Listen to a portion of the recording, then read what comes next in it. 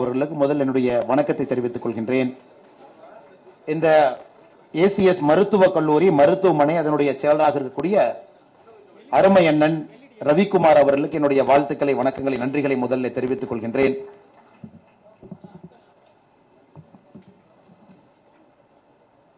இந்திய மக்கள் கல்வி முன்னேற்ற கழகத்தினுடைய நிறுவன தலைவர், தொலைக்காட்சி நடத்தக்கூடியவர், சமூகத்தின் மீது பெரிய அக்கறை இருக்கக்கூடிய அற்புதமான மனிதர், நம்முடைய பாரத பிரதமர் நரேந்திர மோடியுடைய கருத்தை வலுப்படுத்த வேண்டும் என்று நினைக்கக்கூடிய அண்ணன் தேவநாதன் யாதவ் அவர்களுக்கு நன்றி கலந்த வாழ்த்துக்களை, வணக்கங்களை தெரிவித்துக் கொள்கின்றேன். மேடையில் இருக்கக்கூடிய டாக்டர் எம்ஜிஆர் கல்வி மற்றும் ஆராய்ச்சி நிறுவனத்தினுடைய தலைவராக இருக்கக்கூடிய ஏசிஎஸ் அருண்குமார் அவர்கள் அவருக்கு என்னுடைய வாழ்த்துக்களை, வணக்கங்களை, நன்றிகளை தெரிவித்துக் கொள்கின்றேன். இந்த நிகழ்ச்சி நடப்பதற்கு மிக முக்கியமான காரணம் ஐயா ஏசிஎஸ் அருண்குமார் அவர்கள். அவர்களுடைய சிறப்பு நன்றிகளும் இந்த நேரத்தில் நான் தெரிவித்துக் கொள்கின்றேன். அதே போல மேடையில் இருக்கக்கூடிய இந்த கல்லூரியினுடைய துணைவேந்தர் மேடம் கீதா லட்சுமி அவர்களுக்கு என்னுடைய நன்றிகளை தெரிவித்துக் கொள்கின்றேன். மேடையில் இருக்கக்கூடிய முன்னாள் ஏஐசிடியினுடைய டைரக்டர் ரவிச்சந்திரன் ஐயா அவர்களுக்கு, retired officer from the Indian administrative service ஐயா தனவேல் அவர்களுக்கு, former directorate of medical education doctor Jayachandran அவர்களுக்கு, இந்த அரங்கத்தில் முன்னிருக்கையில் இருக்கக்கூடிய எல்லா தலைவர்களுக்கும் என்னுடைய வாழ்த்துக்களை, வணக்கங்களை தெரிவித்து, மாணவ செல்வங்களே, நான் தமிழ்லேயே பேசலாங்களா? எல்லாருக்கும் கொஞ்சம் வெளி ஸ்டேட் ஸ்டூடெண்ட்ஸ் இருப்பாங்களா? பிரச்சனை இல்லை. Anybody who has come from outside Tamil Nadu, can you just raise your hand? Okay, people. So ரெண்டு கலந்து பேசுறேங்க, so that they will also get the hang of what I'm trying to convey. I take this opportunity to first greet you, wish you and thank you for sparing your time. நீங்க எல்லாருமே உங்களுடைய நேரத்தை கொடுத்து கல்லூரியுடைய அழைப்பை ஏற்று இந்த நிகழ்வுக்கு வந்திருக்கிறீங்க. அடுத்த 45 நிமிடம் நான் ஒரு துளி அரசியல் கூட பேச மாட்டேங்க. Not even a single drop of politics will be in my speech for the next 45 minutes. ஏன்னா நாம் இங்கே அமர்ந்திருப்பது, ஒரு அரங்கிலே ஒன்றாக இருப்பது, குறிப்பாக அடுத்த கட்ட India, the new India, the India that we are imagining. And as a responsible voters, as a responsible citizen, what is expected out of you to create this new India? இதை மட்டும் ஒரு பொருளாக வைத்து 45 நிமிடங்கள் உங்களுடைய நேரத்தை நான் எடுத்துக்கிறேன். The reason that we wanted to come to your college and talk to you because all of you present here are students of service. ஒரு சர்வீஸ் மைண்ட் செட் இல்லைன்னா இன்னைக்கு யாரும் அந்த காலேஜில் இருக்க மாட்டீங்க. Somehow at your young age, some point of time, the word called service entered into your mind. You felt your life should be dedicated to a larger purpose, to serve the humanity in whatever capacity you have, to serve this country, to serve this society, and to create better human beings, and dedicate your whole life over the next 40-50 years after you graduate from this campus to make sure humanity always prospers. That is why we are very particular that we should come to your campus today and talk to you. நாங்கள் இங்கே வந்திருப்பதற்கான முக்கிய நோக்கமே, இந்த அரங்கத்தில் வெளியரங்கத்தில் இருக்கக்கூடிய எல்லா சகோதர சகோதரிகள் அனைவருமே சேவை என்கின்ற ஒரு கோட்பாட்டில் நாம் இணைந்திருக்கின்றோம். மேல இருக்கக்கூடிய எல்லா தலைவர்களும் சேவை, இங்க இருக்கக்கூடிய மாணவ செல்வங்கள் நீங்கள் அனைவரும் சேவை. சேவை என்கின்ற ஒரே கோட்பாடு முன்னிருக்கையில மிக மூத்த நம்முடைய டாக்டர்ஸ் எல்லாம் அமர்ந்திருக்கிறாங்க. The whole life is dedicated to service. Odd time, even time, whatever be the time, they want to care about the other person, not care about money, not care about the material comforts. That is why we felt it is better to come to this campus and talk to you about building a new India, how you can act as a pillar in getting the new India created. Brothers and sisters, before I get into my vision, or probably a shared vision between both of us, how we are looking at the next 25 years, I want to give you a scanned report of what is happening now in India, across the world. Normally you all take x-ray as doctors when any patient goes. To see the current status of a patient, you call for an x-ray or CT. So likewise today we will do an x-ray or a CT. I'll ask you a couple of questions, only then I can do my x-ray. So you got to participate with me over the next 5-7 minutes. How many of you have a cell phone? I know it's an idiotic question, but how many of you still have a cell phone? You all have. How many of you have a cell phone here? Okay, you all have. You're allowed to carry cell phone. How many of you have an iPhone? Everybody, okay. How many of you have the latest iPhone? The last released iPhone. That's the latest. That's the last one. Can you just stand up? Can you just lift your phone and show to everybody? Okay. The device that is holding in his hand, the phone that is holding in his hand, in the year 1975, the total computing capacity in the whole world is lesser than that one single cell phone. I'm again repeating it. In the year 1975, the sum total, brother, thank you, brother, please have a seat. The sum total of the whole computing power in the world, be it a Stanford lab, be it some of the advanced computing labs in the world, be it the military computing capacity that each of the military had, or be it the small-time computers that we all had in a lab or a computer or a system or in a university, his one cell phone, what he is having in hand, which is 44 years later, his one cell phone surpasses the combined computing capacity of the whole world. So this is the march of civilization over the last 44 years. Last 44 years, this is the march of civilization. That too, the phone that is having in his hand, the chip inside the phone is a very special chip that is achieved by a very special company, that is made for a very special company. It's a 3 nanometer chip, 3 nm. So nanometer, you all know, you take a meter, divide that into billion times. That small length that you get is the size of one chip, one transistor, that is packed into a semiconductor, which gives all the computing power by which he is holding a cell phone, the latest Apple one. The reason I'm telling you this, to start with this is the kind of world you are entering. In 7 years from now, in the same campus, when somebody comes to the same stage, யாரோ ஒருத்தர் இங்க வந்து யாராச்சும் ஒரு மாணவர் எந்திரிக்க சொல்லி உங்க கையில செல்போன் இருக்கா, I don't know that point of time whether it is Apple or Samsung or whatever the name of the company is, can you just take the cell phone? When they repeat it 7 years from now, probably then that person's cell phone would have surpassed the combined computing power in the world in the 2000. 2000 la evlo computing power irundhugo, 7 years from now one cell phone will surpass it. So that is the kind of world we are looking. This comes with enormous complexity, enormous challenge, which requires leaders of absolute integrity, leaders of absolute service mindset to navigate this tough world. As we speak now, we are guarding our ships thousands of kilometers away, because that ship is bringing an oil, it is bringing some sort of a manufactured item to our Indian shore, which is being attacked in the Red Sea by the Houthi rebels. So our Indian ships are flying 2,000, 3,000 kilometers away, safeguarding the ship that is bringing any important component to our shore. It's a very complex world. Not a very easy world. It's not a very binary world. Very complex world. Politics have become so complex. And that is the world we are looking at the next 25 years. This world has also got the highest potential. Highest potential. Probably in the next 25 years, we are going to see the very first time in humanity, we will not have a single poor person in this entire planet. In our generation, we are going to achieve it. There is not going to be a single poor person who will wait outside a temple or a church or a mosque, somewhere outside asking for a bun or a tea or a coffee or 100 rupee or a 50 rupee. That is the world you are going to achieve. Topic ரொம்ப சிறப்பாக கொடுத்திருக்காங்க. முதல் தலைமுறை ஜனநாயக வாக்காளர்கள். First generation democratic voters. So most of you will vote in 2024 mostly.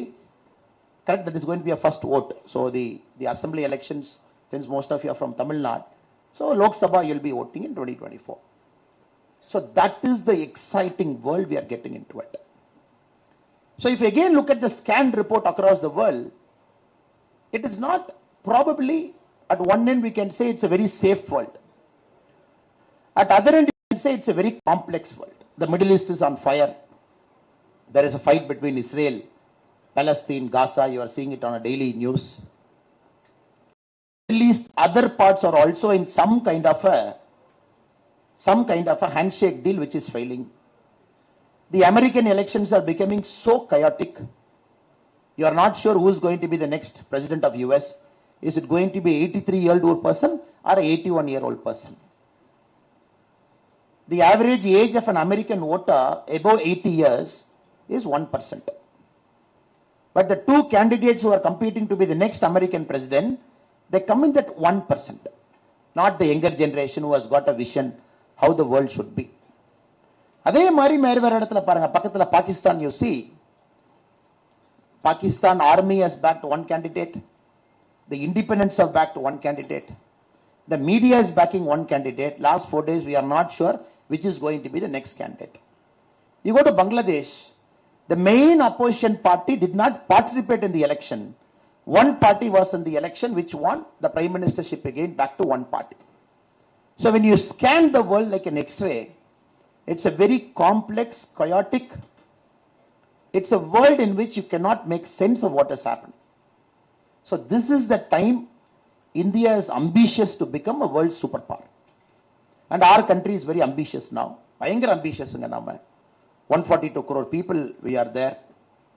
We want to reach certain metric. 2028, we want to be the third largest economy. 2047, we want to hit $20 trillion. You are lifting 142 crore population, which is nothing but the population of Africa and Europe. You want to lift almost all of this population to a per capita income that is more than $50,000. இன்னைக்கு நம்ம $4,500 இருக்கிறோம். Per capita income 1,96,000 இருக்கும். 1% average in India earns about 1,96,000. We want to take it in a matter of 10 to 15 years. We want to take it 12 times. 12 times you have to multiply what you are earning now. You are earning about 2 lakh. We want to take it to 24 lakh.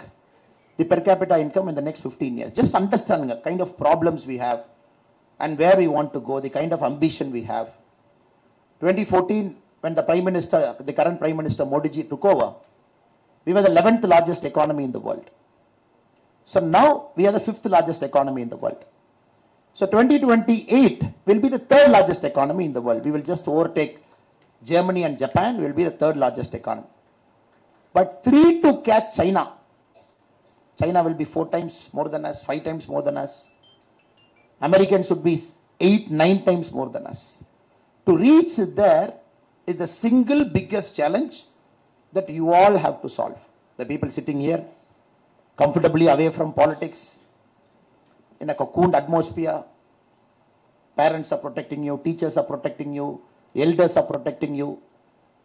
அதை சாதிக்க வேண்டிய பெரிய burden உங்க தலை மேல நாங்க வைக்க போறோம். So we are going to place this huge rock on your head to say, come. From 1947, we brought the country here.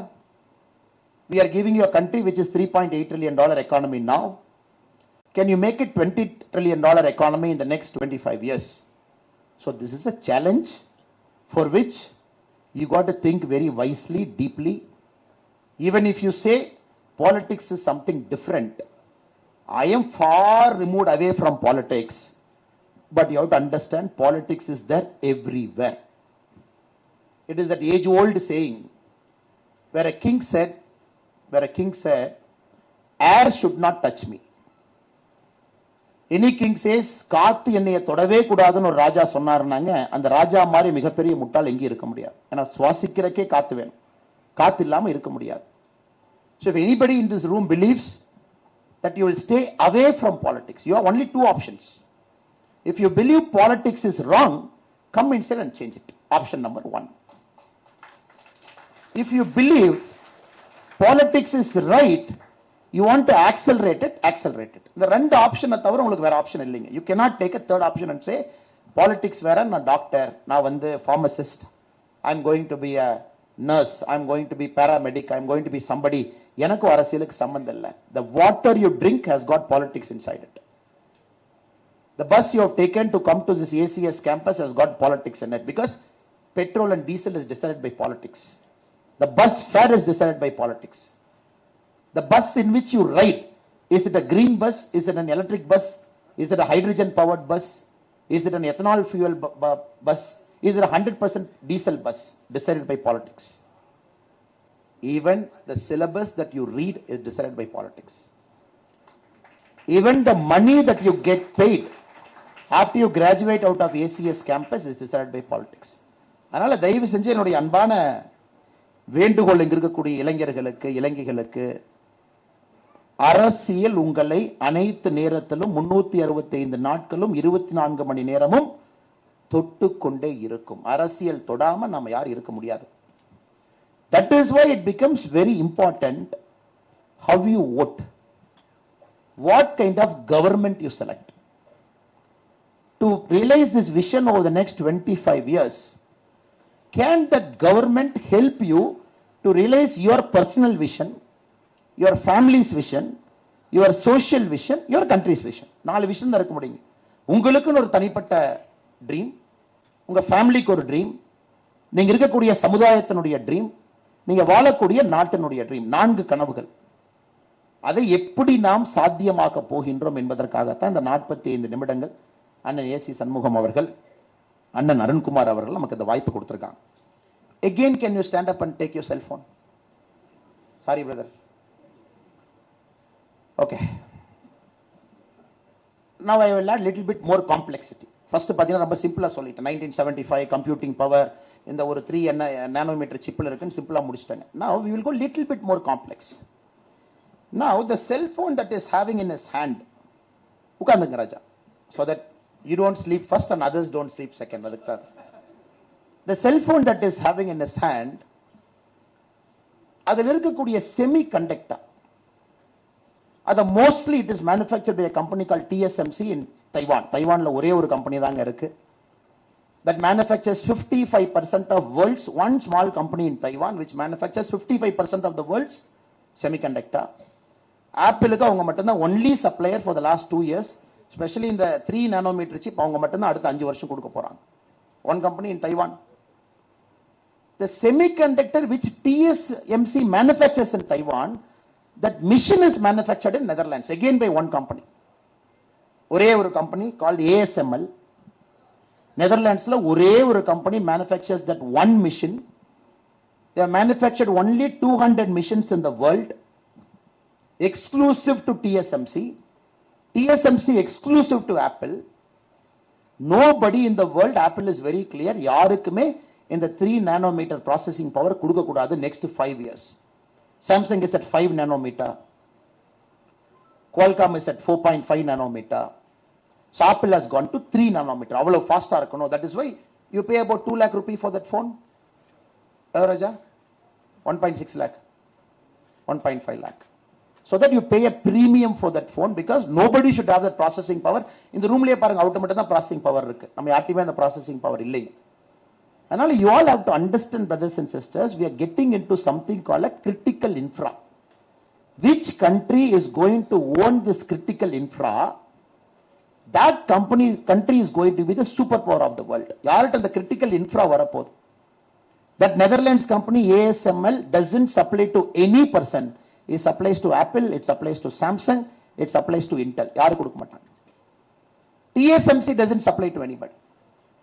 இப்ப the critical infra is what we are going to invest over the next 25 years. We want to build infra, critical infra, not infra na road கிடையாது. So that your dream of achieving $20 trillion by 2047 or $5 trillion by 2028 is achieved. இன்னைக்கு our Vande Bharat trains, we are at 82 Vande Bharat train இருக்குங்க. So look at the infra we are trying to build. So we want people to move from point A to point B in lesser number of time. So you can't travel at, we are not happy when you travel at 80 km per hour. நம்ம happy இல்லைங்க. Sir நான் வந்து 80 km per hour travel பண்றேன். You cannot achieve the vision of $5 trillion when you travel at 80 km per hour. 80 km per hour is 5 times more than what my grandfather traveled. அவர் மாட்டு வண்டியில புலி சாதம்லாம் கட்டிட்டுங்க, மாட்டு வண்டியில் ஏறித்தான் எங்க தாத்தா எங்க அப்பாக்கு எங்க அம்மாவை பொண்ணு பார்க்க போனார். 2 நாள் போனார். மாட்டு வண்டி போய் மாடெல்லாம் கட்டி அவுத்து வச்சுட்டுங்க, அதுக்கு வக்கிப்புல்லாம் அதுலயே போகும். Like many of the stories in your home. அப்புறம் திரும்ப வரும்போது அந்த வீட்டுல புலி சாதத்தை எடுத்து கட்டிக்கிட்டு மறுபடியும் வருவாங்க. Now we do that coverage in a matter of 30 minutes now. 30-40 minutes cover பண்ணும். Now 80 kilometer per hour has decided the fate of humanity over the last many centuries. This is our speed. Now India is thinking, can we make it 160 kilometer per hour? Can I just double that speed of 160 kilometer per hour? Because இன்னைக்கு இந்தியால நீங்க ஃபாஸ்டா ட்ரெயின்ல போனோம் அப்படின்னா 160 kilometer per hour ஒரு 4 Vande Bharat train ரூட்ல ஃபாஸ்டா போலாம். அதுவும் பத்தாதுன்னு நாம சொல்றோங்க. To achieve $20 trillion, you will be traveling in more number of time, in which your productivity will come down. Now we are thinking in 2026, can we build a bullet train? Now people ask me, a bullet train, one bullet train ko 1 lakh kodiya, the cost of one bullet train, what we are building from Ahmedabad to Mumbai, it is costing 1 lakh crore, 1 lakh kodi, which is 1/3 of Tamil Nadu's budget. Our state budget is 3 lakh crore. So in economics பேசுறேன், தப்பா நினைச்சுக்காதீங்க. Only then you will get a broad idea of what we are trying to convey. The one bullet train that India we are trying to build from Ahmedabad to Mumbai for a distance of 508 kilometer is 1/3 of Tamil Nadu's budget for 8.5 crore people. 8 கோடி மக்களுக்கு ஒரு வருஷத்துக்கான பட்ஜெட்டை 1/3 ஒரு ட்ரெயின்ல invest பண்றோம். Now somebody should tell me whether it is worth investing. என்ன sir நீங்க மட்டும் தான் பேசின்னு கூட்டு வந்தாங்க, கேள்வி எல்லாம் கேட்டாங்க, டஃபா போயிடுறாங்க, பதில் சொல்ல மாட்டோம். No, you want to know your idea, because the main idea of this is how do we combinedly build the next generation. To do that, how do we build the next level of critical infra? எப்படி கட்ட போறோம்? Brother, do you think it is worth? Sir Tamil Nadu பட்ஜெட்டே 1 லட்சம் கோடி தான். அந்த 1 லட்சம் கோடி கொடுத்தீங்கன்னா எத்தனை புவர் பீப்புள் இருக்காங்க, அவங்களுக்குலாம் ஷெல்டர்லாம் ஓபன் பண்ணி சாப்பாடெல்லாம் போடலாம். கரெக்டுங்க சார்? அவங்களுக்கு சாப்பாடெல்லாம் போடலாம். தமிழ்நாட்டில் புவர் அப்படிங்கறத இல்லாம நம்ம பண்ணலாம். It's a valid argument, இல்லையாங்க sir? When somebody is making this argument, it's not a stupid argument, it's a valid argument. So யாரோ ஒருத்தர் சொல்லணும், anybody, any lady here, any lady doctor, first year, second year, third year, fourth year, fifth year. So you think it is worth investing 1 lakh crore for one bullet train, maybe the first bullet train which comes, the first route Ahmedabad to Mumbai.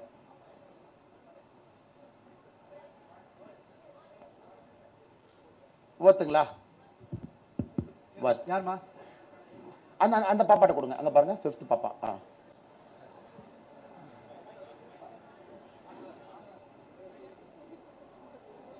What sir? Why it is worth? நம்ம இன்னும் கொஞ்சம் முன்னாடி இது பண்ணா எல்லாருக்குமே அந்த fees கம்மி பண்ணா மேபி எல்லாருமே அதை ஃபோக்கஸ் பண்ணுவாங்க சார். நம்ம பேக்லே இல்லாம நம்ம அந்த சாப்பாடு அந்த மாதிரி நீங்க சொன்னதை அதுவே ஃபோக்கஸ் பண்ணாம இருந்தாலும் கொஞ்சம் ஜெனரேஷனுக்கு முன்னாடி கூட அவங்க ஃபோக்கஸ் ஆகி போவாங்க. நம்ம அவங்களையும் சேஞ்ச் பண்ணலாம். So for a country to move, yes, you got to start investing in next generation of infra சொல்ல வர்றீங்களா? Yes sir. Okay, fine, thank you. But now we are consciously putting 1 lakh crore for the first bullet train Ahmedabad to Mumbai, 508 kilometer. We want to cover the distance average to start with 300 kilometer per hour. இன்னைக்கு the fastest train in 2 routes only. இந்தியால இன்னைக்கு 2024 February 13ல 2 ரூட்ல தான் we have achieved an average speed of 160 kilometer per hour. Because Japan, you have to understand, have got 9 bullet trains today running more than 350 kilometer per hour in a small country of Japan. Germany has got something called a magnetic levitation train, maglev train, which is achieving a speed of 380 kilometer per hour. Such a big country. இவ்வளவு ஸ்டேட்ஸ்ங்க, 142 கோடி மக்கள். Now parallelly you have to keep building this infra. Road கட்டணும், ports போடணுங்க, trains அதிகப்படுத்தணும். From 80 to Vande Bharat train has to become 250 Vande Bharat train in a matter of 2-3 years. You got to create a first bullet train in 2026, then another 10 bullet trains by 2030. So that goods moves faster from place A to place B. People travel faster from place A to place B. காலையில எந்திரிச்சு ஒரு ஊருக்கு போய் நீங்க medical வேலைலாம் பார்த்துட்டு night சென்னைக்கு வந்துடுற மாதிரி ஒரு இந்தியா உருவாக்கணும் அப்படிங்கறதுக்கான நோக்கத்துக்கு the next level of critical infra is being built. இது ஒரு பக்கம். So all over India you see, 2014 we had 74 airports. Can anybody tell me what is the number of airports today? பேப்பர்ல டிவில பார்த்திருப்பீங்க. சார் 2014ல 74 airports இருந்துச்சு. இன்னைக்கு எவ்வளவு ஏர்போர்ட்னு யாராச்சும் பார்த்திருப்பீங்களா? medical students, but economics எல்லாம் கேக்குறாங்க. So brothers and sisters, we have doubled our airports. Today we are at 149. So 2014ல 1947 to 2014, 67 years. The total airport we have built in this country is 74. In 9 years, we have doubled and taken it to 149. 149 பத்தாதுங்க. It's a country of 142 crore people. People are just traveling by air. எங்க அப்பா இதுவரைக்கும் விமானத்துல போனதே இல்லைங்க. My mother has never traveled in an airplane. என் குடும்பத்துல I am the first generation to travel in an airplane. So அதே மாதிரி இங்க இருப்பீங்கல்ல. சார் எங்க அப்பா அம்மா போனதே இல்லை, நான் தான் பிளேன் எல்லாம் போயிருக்கேன். Now everybody wants to get on an airplane because you are traveling faster. Now we have to touch 250 airports by 2030. போதுங்களா 250? போதுங்களா? Because we have a functional airplane of 700 today. இன்னைக்கு இந்தியால மொத்தமா மேல பறந்துட்டு இருக்கிற விமானத்துல இறக்கி ஏசிஎஸ் காலேஜில் லேண்ட் பண்ணி அண்ணன் ஏசி சண்முகம் போய் அண்ணன் போய் எத்தனை விமானம் இருக்குன்னு என்னாருன்னா இன்னைக்கு 700 பிளேன்ஸ் தான் இந்தியால மொத்தமா இருக்குது. But we have ordered another 1100 planes which are being manufactured in different parts of the world, which is going to come in the next 6 years. இன்னைக்கு 700 planes தான் பறந்துட்டு இருக்கு. 1100 விமானங்கள் ஆர்டர் பண்ணியாச்சு, which will come to us in the next 7 years, which will take the number of aircrafts to 1800. For us 2047, when you want to become a developed nation, $20 trillion, you got to have a minimum of 6,500 airplanes. Vision, scale, thinking, that level of infra building, that level of critical technology கொண்டு வரணும். ஏதோ ஒரு ஊர்ல ஒரு நெதர்லாண்ட்ஸ்ல ஒருத்தன் he manufactured one machine, he has got the proprietary technology, he gives it to one guy in Taiwan who manufactures chips, and that guy gives it to one Apple who decides 1,50,000. We have to break it. Because இப்ப நீங்க பாத்தீங்கன்னா அந்த உலகத்தில் இருக்கக்கூடிய பெரிய நாடுகள்லாம் over the last 40-50 years they have started controlling technology with patents. பெரிய பெரிய யூனிவர்சிட்டி எல்லாமே they started evolving patents, they started controlling the world. இது எல்லாத்தையும் உடைக்கணும். Moment you break all of these things together, you will reach not only the economic size, you will reach the growth potential, you will achieve where the country is destined to reach. இது ஒரு பாட்டு. இப்ப கொஞ்சம் இன்ட்ரெஸ்டிங்கான பாட்டுக்கு வருவாங்க. அயோத்தியால ராமர் கோவில் கட்டினது சரியா தப்பு? Forget politics, forget everything. Do you think it is right to have built a temple in Ayodhya, Ram temple? 1800 crores sir. 1800 crore ஒரு temple கட்டிட்டாங்க. Is it okay? Next, our brothers from the Muslim community will build a mosque. They will also build a mosque close by, for which the plans have started. So one mosque and one temple is going to come. I'm sure our Muslim brothers and sisters have got a bigger plan. They want to build a hospital. They want to have a huge complex. They want to have a multi-functional mosque there. Sariya tappangla? Brother, everything I'm just adding an economic spin to it. I'm not bringing politics to anything. 1800 crores sir குழந்தை ராமருக்கு. Sir ராமருக்கு 100 கோடி ரூபாய் ஒரு இது கட்டியிருந்தா பத்தாதா? 1800 கோடி ரூபாய் கட்டுவீங்களா சார்? பிரதர் நீங்க தானே கேட்டீங்க, நீங்க மனசுல யோசிச்சு தான் கேட்டுச்சு.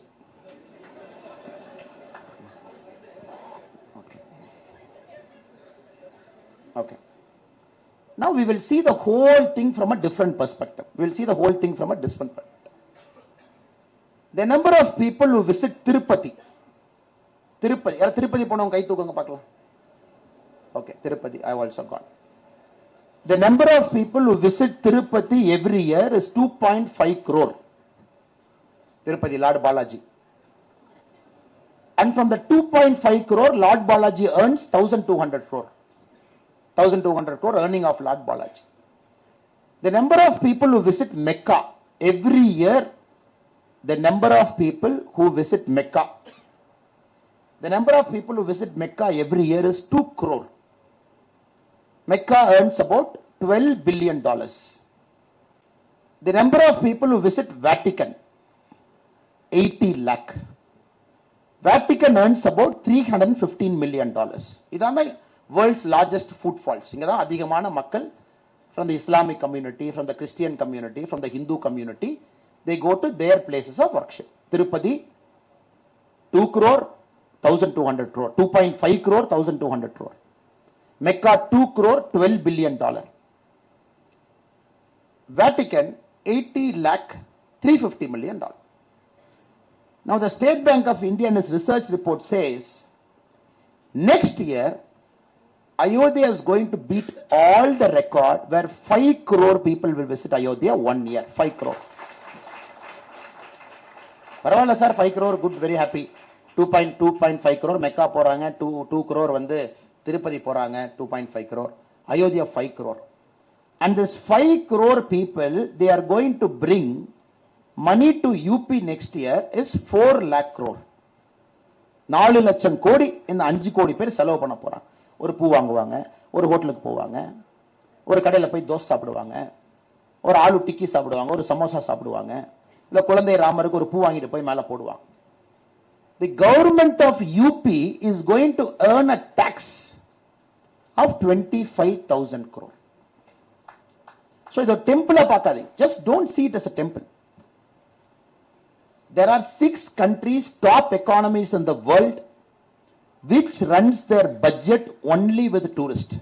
Italy, Switzerland, just to give a couple of countries for your understanding. They run the whole country's budget where the tourism revenue is the single most income sheet in the government. We are talking of one Ramar temple, which is a matter of faith for more than 80% of Indians. Next year is going to attract 5 crore footfalls, which is going to earn UP wherever stakeholders 4 lakh crores. And the government of UP in its taxation is going to earn 25,000 rupees. Just one information for you. This is the India you will see in the next 25 years. Can we make people to travel inside our country, generate revenue, fuel our growth, stop our Indians from going to Maldives and pay 6 lakh rupee per night? Instead, can I direct them to Lakshadweep, 1 lakh rupee per night or 50,000 rupee per night? Can I give them the same ambience and stop the flow of dollars outside the country? Unga information, Indians spend $42 billion every year outside the country on tour. So, okay. Now enough of economics, enough of data, enough of numbers. So, நீங்க புரிஞ்சுக்கொள்ளுங்க, this is the country you are looking. You are looking at this much a complex world. In that complex world, India is operating. Be it railway, be it bullet train, be it ports, be it Gati Shakti, be it airports, be it airplanes. We have to fix everything in this country at a speed, unimaginable speed, at a speed nobody has done, so that we achieve 3rd largest economy by 2028, by $20 trillion by 2047. So brothers and sisters, my appeal to all of you is, we request you to be a part of this change. We request you to accelerate this change. We request you to consciously endorse this change. Because this is going to affect 142 crore humanity as a whole. 142 கோடி இந்தியர்கள் எப்படி வசிக்க போறாங்க அப்படிங்கறதுங்க அடுத்த 25 ஆண்டுகள் no country in the world, no country in human history has undergone change at this speed, at this scale, at this pace. யாரும் பண்ணல. We are going to do it. We will do it in the next 25 years. 2026 first bullet train, next bullet trains. From 80 to Vande Bharat train has to become 250. A clean country we want. Every place should look clean. Quality of medical infra has to shoot up. Agriculture productivity has to go up. The road connectivity to the last mile, last village has to go 100%. Everybody should get tap water in their home. Right now, 67% of our country gets tap water. Water and tap. We want to make it 100%. We have achieved the first goal of building 100% toilets in our country. 99.9% of our country has got a gas connection. 99% of our country has got an electricity. So we got lot of things to cover. Ella 100%, 100%, 100%, 100%. Or maybe with one card in 2047, without paying 1 rupee, the country has to give medical services for free. By the time we might have money, we might have taxation. You are looking at 4 lakh crore. You are looking at 25,000 crore. 25,000 crore as a taxation from a single Ramar temple in Ayodhya. You never know what will happen 25 years from now. Maybe this places the whole education of the state. ஒரு 4-5 அங்க இருக்கக்கூடிய 4-5 tourism come spiritual விஷயங்கள் எல்லோருக்கும் கொடுக்கு. So இந்த இந்தியாக்குள்ள நாம எல்லாம் போக ஆரம்பிச்சிருக்கிறோங்க. It's going to be an amazing journey for all of you. For all of you. So 2047 நாம சொல்லும் பொழுது there should be one guy standing up or one girl standing up holding something in hand that should be made in India product. And the technology, be it the original equipment manufacturer OEM or be it the original design ODM, whatever it is, and the technology India la irukonu. And the manufacturing capacity and capability inga irukonu, not in Netherlands. That level of mass production should be in India, not in Taiwan. So I just took cell phone as an example to give an idea of what complexity this cell phone has got. அந்த இந்தியாவை உருவாக்க politics முக்கியம். பாலிடிக்ஸ்ல யாரு வந்து உட்கார போறாங்கன்னு தீர்மானிக்க உங்க ஓட்டு முக்கியம். So let us talk only about development over the next 25 years and let us achieve progress in our lifetime by which before we die we should not have a single poor person in our country. நம்ம நாட்டுல even if there is one poor guy, ஒரு ஏழை நம்ம நாட்டுல இருந்தாலும் கூட நம்ம வேலையை நானும் சரியாக செய்யவில்லை என்ற அர்த்தம், நீங்களும் சரியாக செய்யவில்லை என்ற அர்த்தம். ஏன்னா the nature has gifted our generation this opportunity. நம்ம ஜெனரேஷனுக்கு இந்த வாய்ப்பு கொடுத்திருக்கு. No generation got, we got. So how we decide to run this country over the next 25 years will decide how this country is going to be. And not only is it India developed nation by 2047, நீங்க வேற வேற வார்த்தைகள் கேள்விப்பட்டிருப்பீங்க. Pax Americana. Have you heard the word called Pax Americana? Pax Britannica. Have you heard the word called Pax Britain? So ஒரு செஞ்சுரியில ஒரு நாடு தீர்மானித்தது உலகம் எப்படி இருக்க வேண்டும் என்று. One country decided how the world should run. Britain decided for 100 years. Now Americans are doing it for 75 years. And we believe come 2050, India will decide how the world should be run. The Pax India kana நேரம். அதுக்கு இவ்வளவு வேலை செய்யணும். We have to do so much work. We have to lay a lot of groundwork cover பண்ணணும். Lot of hard work. Building critical infra. Building accountable government. Every single rupee of taxpayer money should be spent wisely. Should be spent for the person who needs it the most. Should be spent with the integrity. இதெல்லாம் ஒரு part. This is what I wanted to really convey to you. Economics will decide India. Politics will decide economics. Your vote will decide politics. So let us not get into any other thing for today. இது உங்களிடம் பேச வேண்டும் என்பது என்னுடைய அன்பான வேண்டுகோள். அதுக்காகத்தான் ஸ்பெஷலா நம்ம ACS Arunkumar sir, ACS Shanmugam ஐயா இந்த வாய்ப்பை கொடுத்தாங்க. To expand your vision a bit. நார்மலா பொலிட்டீஷியன்ஸ் பேசுறது நீங்க கேட்டிருப்பீங்க, இது பேசுவாங்க அது பேசுவாங்க. Today I want to expand your mind a bit. To say, look, this is happening and we have to go there. Let us all together go there. So make your vote count. My request to you is, first நீங்க ஓட்டு போடுங்க. ரெண்டாவது சிந்திச்சு சரியான ஆளுக்கு ஓட்டு போடுங்க. Though I represent a political party, I am not going to come and say, Annamalai, vote for Annamalai. I am not going to say that. As a responsible person of this country, நான் உங்கள்கிட்ட கேட்க போறது, consciously நீங்க எல்லாரும் ஓட்டு போடணும். ஓட்டு போடாம யாரும் இருக்காதீங்க. ஓட்டு போடும் பொழுது யாருக்கு ஓட்டு போடுகின்றோம், இந்த டெவலப்மெண்ட் ப்ரோக்ரஸ் யாரு கொடுப்பாங்க, who has got this big thinking, who has got this big vision for the country, where my country will be 25 years from now, அதை யோசிச்சு போ. Last 5 minutes I will present one more argument to you before I rest my case. We have many states in India. நிறைய states இருக்குங்களா? We have many states. Which you think is the richest state of our country? Richest state of India. Most industrial state by GDP, it is number 1 state. Yarunga? Tamil Nadu is one answer. Any other answer? Maharashtra is one answer. Any other answer?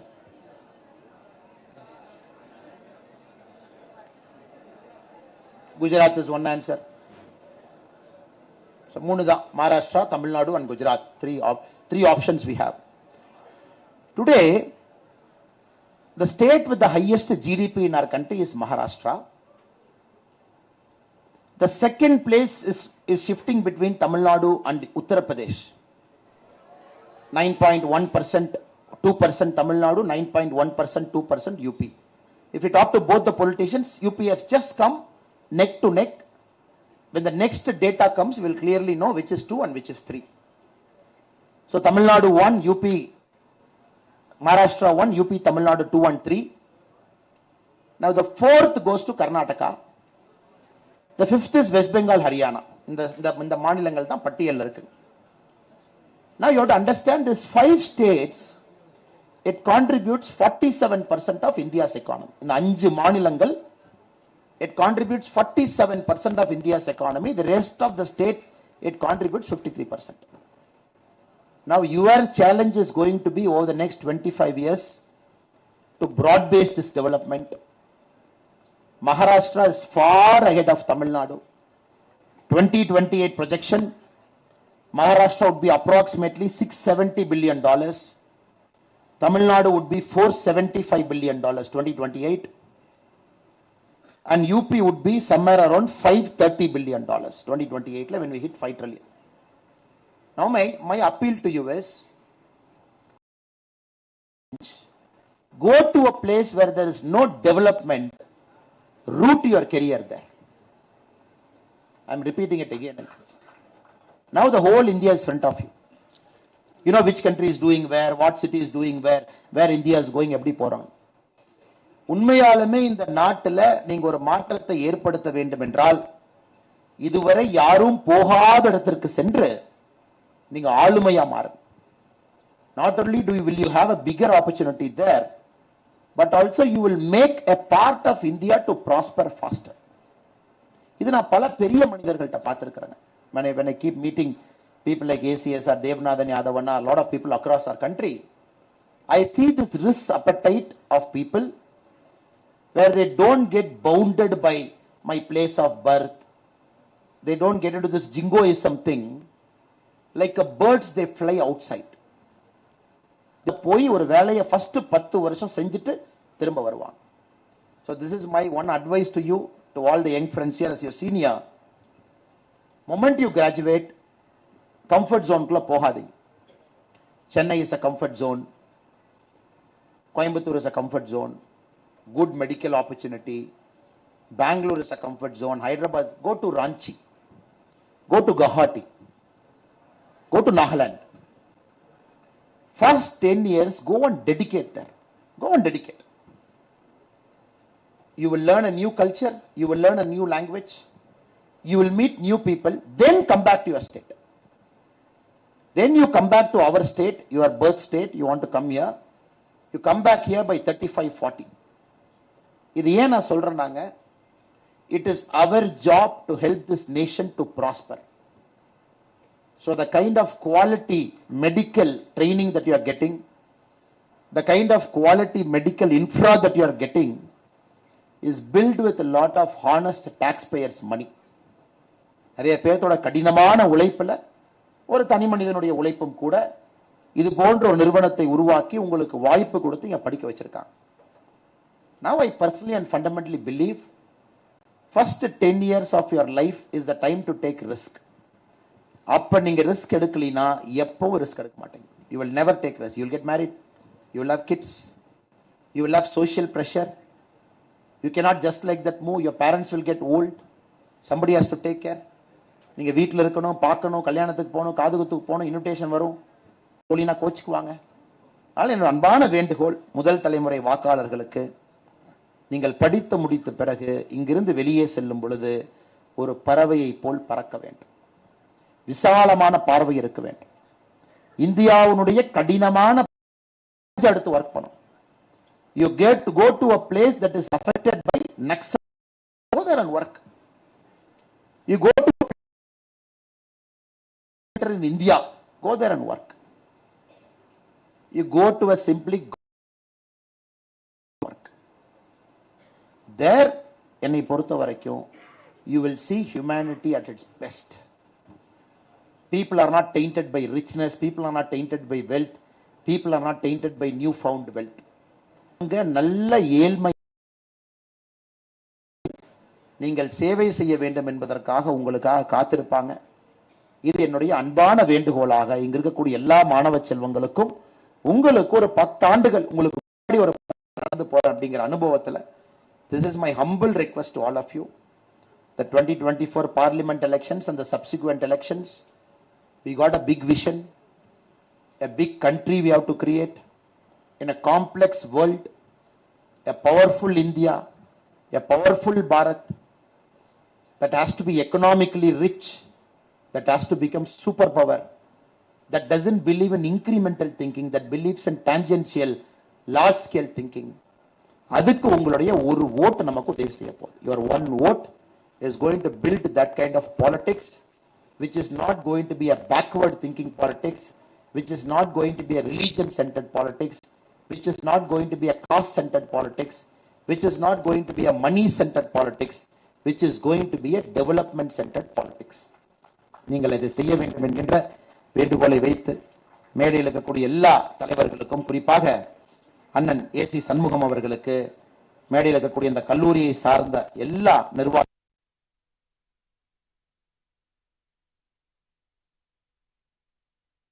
இருந்தாலும், normally a lecture that you might not hear normal. I will come and give some jingo speech here, there. Give you a jingo speech. I want to lay out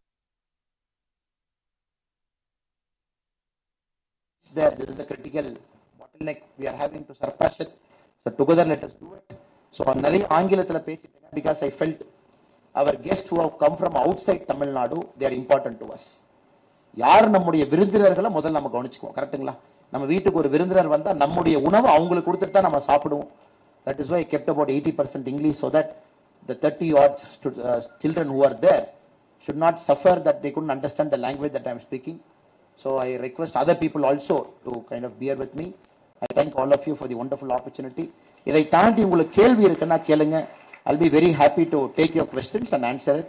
We still have another 10-15 minutes more, I think.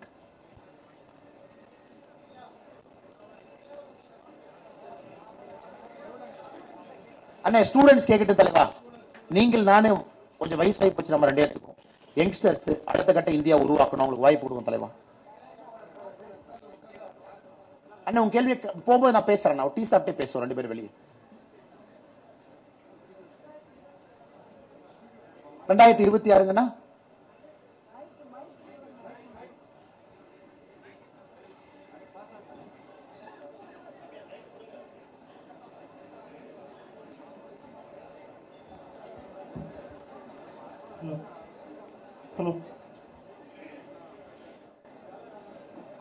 Hello sir, என் பேர் Naveen sir. 2026 அந்த bullet train plan சொன்னீங்களா sir?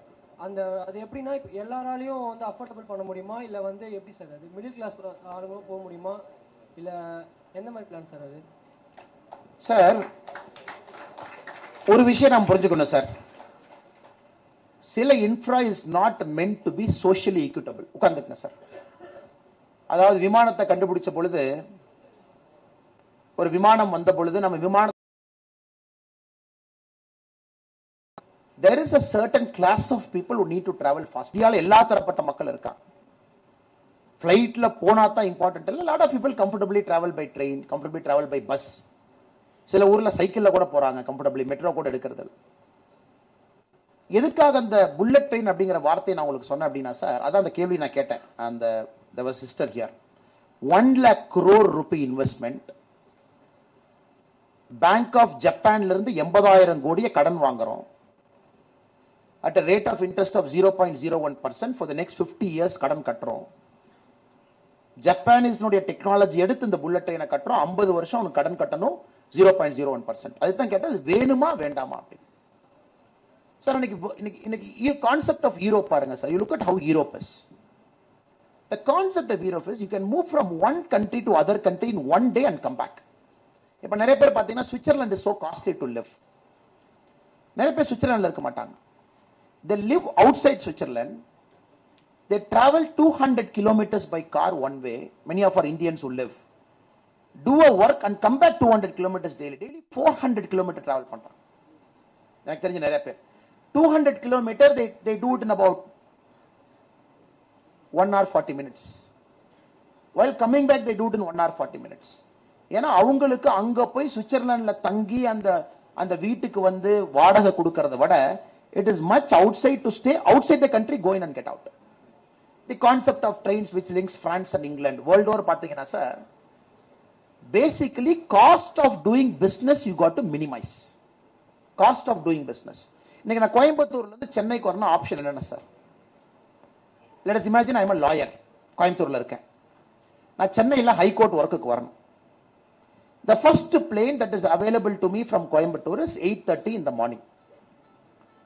ஒரு மணி நேரம் விமான நிலையத்துக்கு போய் அங்க ஒரு மணி நேரம் காத்திருந்து 2 hours. You board the plane 1 hour 10 minutes traveling time, 3 hour 10 minutes. You land in Chennai airport. Then you take a metro or a bus or a call taxi, whatever it is, and you go to the high court, which might take about 40 more minutes, 4 hours. High court வேலையெல்லாம் முடிச்சிட்டு you repeat the same thing again. So which means I'm doing 4 plus 4, 8 hours in plane. If I'm coming by train, I do 6 hours plus 6 hours, 12 hours. Or a doctor or whatever it is. Either society has to reduce 10% every decade. இதை நீங்க 10% குறைச்சாதான் efficiency will go up. Because you're stuck somewhere.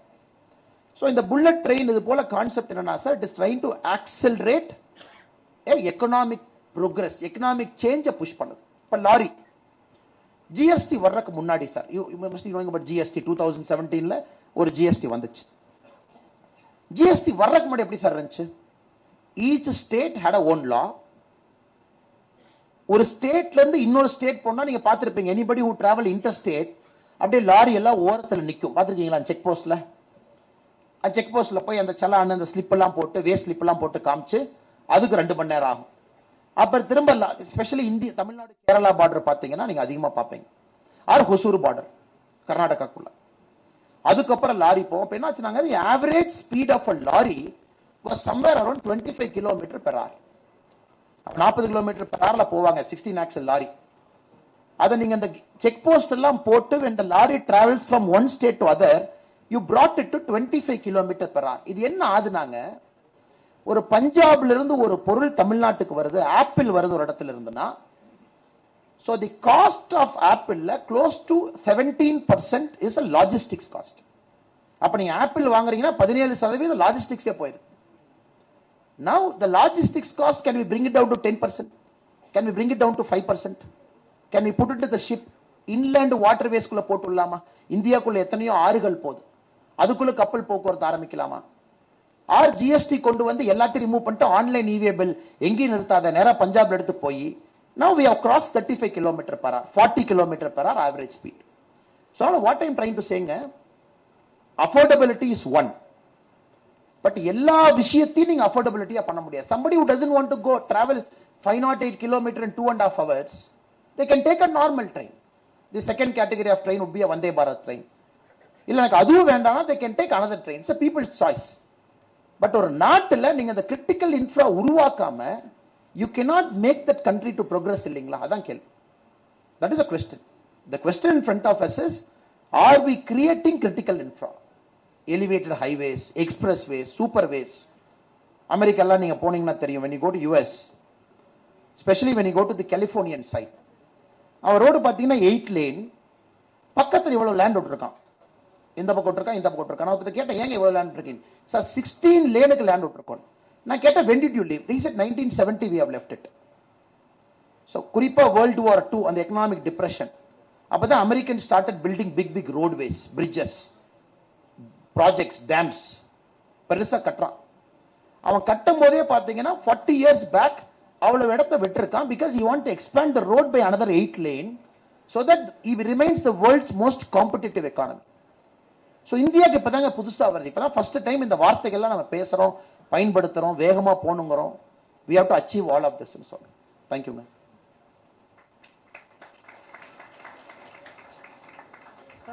அங்க ஒரு தம்பி, அங்க ஒரு தம்பி.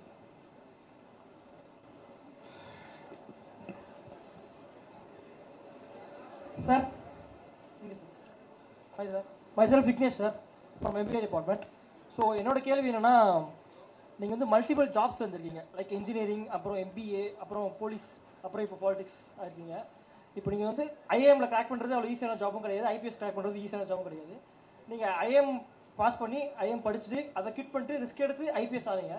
அதே மாதிரி ரிஸ்க் எடுத்தும் இப்போ பாலிடிக்ஸ் வந்துட்டீங்க. ஸோ உங்களுக்கு எதை சார் டிரைவ் பண்ணுது? இவ்வளோ ரிஸ்கிங் ஃபேக்டர்ஸை நீங்கள் வந்து கடந்து ஒரு டிரைவ் என்ன சார் உங்களோட டிரைவாக இருக்குது?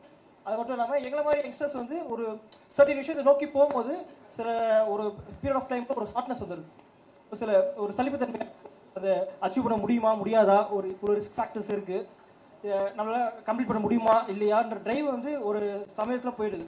ஸோ உங்களுக்கு என்ன டிரைவ் சார்? இவ்வளோ ஜாப்ஸ் நீங்கள் இருந்திருக்கீங்க, உங்களுக்கு எந்த டிரைவ் உங்களை வந்து புஷ் பண்ணுச்சு இவ்வளோ விஷயத்தை நீங்கள் அச்சீவ் பண்ணுறது?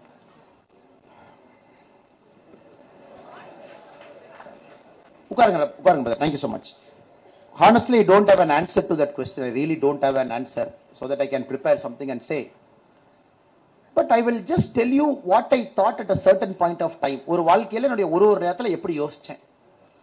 என்னோட சின்ன கிராமம் சார், ஸ்மால் வில்லேஜ், 32 வீடு. ஸோ ஒரு ஸ்கூலுக்கு போறது பெருசாப்ப. My father and mother are very clear. எனக்கு வந்து ஒரு நல்ல கல்வி கொடுக்கணும், that was their biggest motive. they put me in schools nearby, ஸ்கூலுக்கெல்லாம் போவேன்.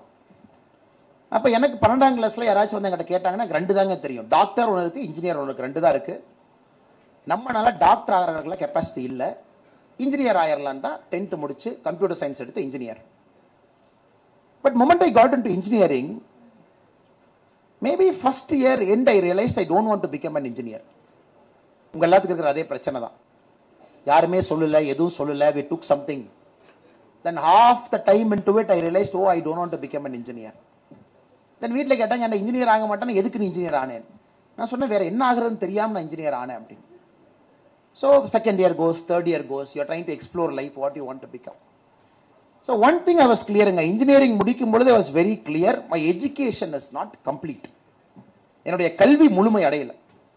நான் ரொம்ப ஒரு சின்ன உலகத்தை பார்த்திருக்கேன், ஒரு கிராமம், கோயம்புத்தூர் போன்ற ஒரு நகரம், காலேஜ் ஸ்டூடெண்ட்ஸ் ஒரு 60 பேர் கிளாஸ்மேட்டு, 21 வயசுல காலேஜில் ஒரு 1500 பேர். I felt very little I've seen of this world.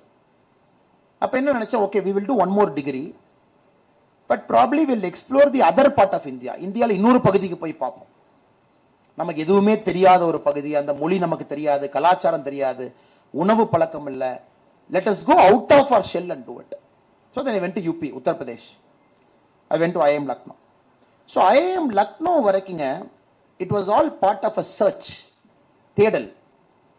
இங்க இருக்கோம், கிராமத்துல இருந்து வந்தோம், இங்க போனோம், அடுத்து என்ன பாது இப்படி சொல்றாங்களே பாப்பமா, நம்ம கல்வி முழுமையடையல போய் பாப்பமா.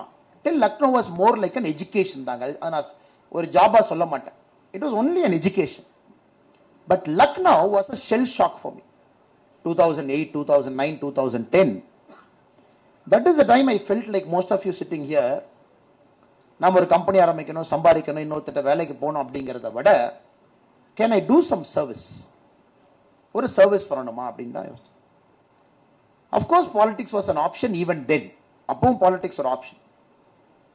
so many of you might not know, உங்களுக்கு நிறைய பேருக்கு தெரியாது, 2009ல IIM லக்னோல படிச்சுட்டு இருக்கும் பொழுதுங்க, நீங்க வந்து விஜயகாந்த் சார் ஒரு 3 மாசம் வேலை பார்த்தேன். my internship, I took a break, I came and worked for Vijaykanth, DMDK party then, for about 3.5 months, trying to see politics, என்ன பண்றாங்க, what are they trying to do. then after my stint with the DMDK party, I felt எனக்கு அரசியலுக்கு ரொம்ப தூரம், இதுல மாற்றம் கொடுக்கிறது ரொம்ப கஷ்டம். in politics to bring change is really tough. இதுல வந்து ஜாதி, பணம், அது தமிழக அரசியல்ல வந்து உங்களுக்கு இருக்கக்கூடிய பிரச்சனைகள்லாம் தெரியும். ஸோ இது நமக்கு செட் ஆகாது, அரசியலுக்கும் நமக்கும் ரொம்ப தூரம் அப்படின்னுங்க. there were a couple of options. politics was one, but not fully interested because I felt a person like me will not fit into politics. Civil service was a much better option for me. Got into civil service 9 years, 10 years. அது எப்பவுமே நான் லைஃப்ல என்னுடைய philosophy நான் பாக்குறதுங்க, உங்களுக்கு எது பிடிக்காதுன்னு நினைக்கிறீங்களோ அதான் ஃபர்ஸ்ட் உங்களுக்கு கிடைக்கும். அது உங்க எத்தனை பேருக்கு நடந்திருக்குன்னு எனக்கு தெரியல. இது வேண்டான்னு நினைப்பீங்க, God will make sure that you get that, exactly that you will suffer for 4-5 years. அப்படிதான் சிவில் சர்வீஸ் போனாங்க, 9-10 years இருந்தேன். I want to work more in the grassroots. வந்தங்க, I came into politics, I was sucked into politics. So cutting the long story shortங்க, most of the time I allowed my heart to dictate rather my brain. நான் பிரெயின்ல இந்த decision எடுத்திருந்தேன்னா எந்த decision எடுத்திருக்க மாட்டேன். ஏன்னா IIM லக்னோவில் நான் படிச்சு முடிச்சுட்டு வெளியே வரும் பொழுதுங்க, என்னோட எஜுகேஷன் லோன் வந்து 14.5 lakh rupee. எல்லாம் ஐஏஎம்ங்கிறாங்க, but how many of us know IIM is one of the most costliest MBA in India. 14.5 லட்சம் என் லோனுங்க. என்னுடைய first salary in IPS as a ASP was 65,000. 65,000 ரூபாய் ASP என் சம்பளம், 14.5 லட்சம் என் லோனுங்க. அந்த IAM Lucknow State Bank of India manager எனக்கு 6 மாசத்துக்கு கூப்பிடுவார், சார் 6 மாசம் ஆச்சு, எல்லா லோன் கட்டிட்டாங்க, நீங்க மட்டும் கட்டலைங்க. ஏன்னா everybody got into a corporate job, they got 20 lakhs, 30 lakhs, 40 lakhs per annum. They just quickly finished off the loan. நான் வந்து இல்ல சார் இஎம்ஐ போட்டிருக்கேன், மாசம் 25,000 ரூபாய் இஎம்ஐ, அதை எடுத்துக்கிட்டே இருங்க, நான் எப்ப கட்டி முடிக்கிறேனோ கட்டி முடிக்கிறேன். It took me 8 years to finish my loan. But now if I allowed my brain to make a decision, maybe this is one answer I can give you. If I allowed my brain to make a decision, IIM ல இருந்து IPS வரது stupidity. Because you cannot afford.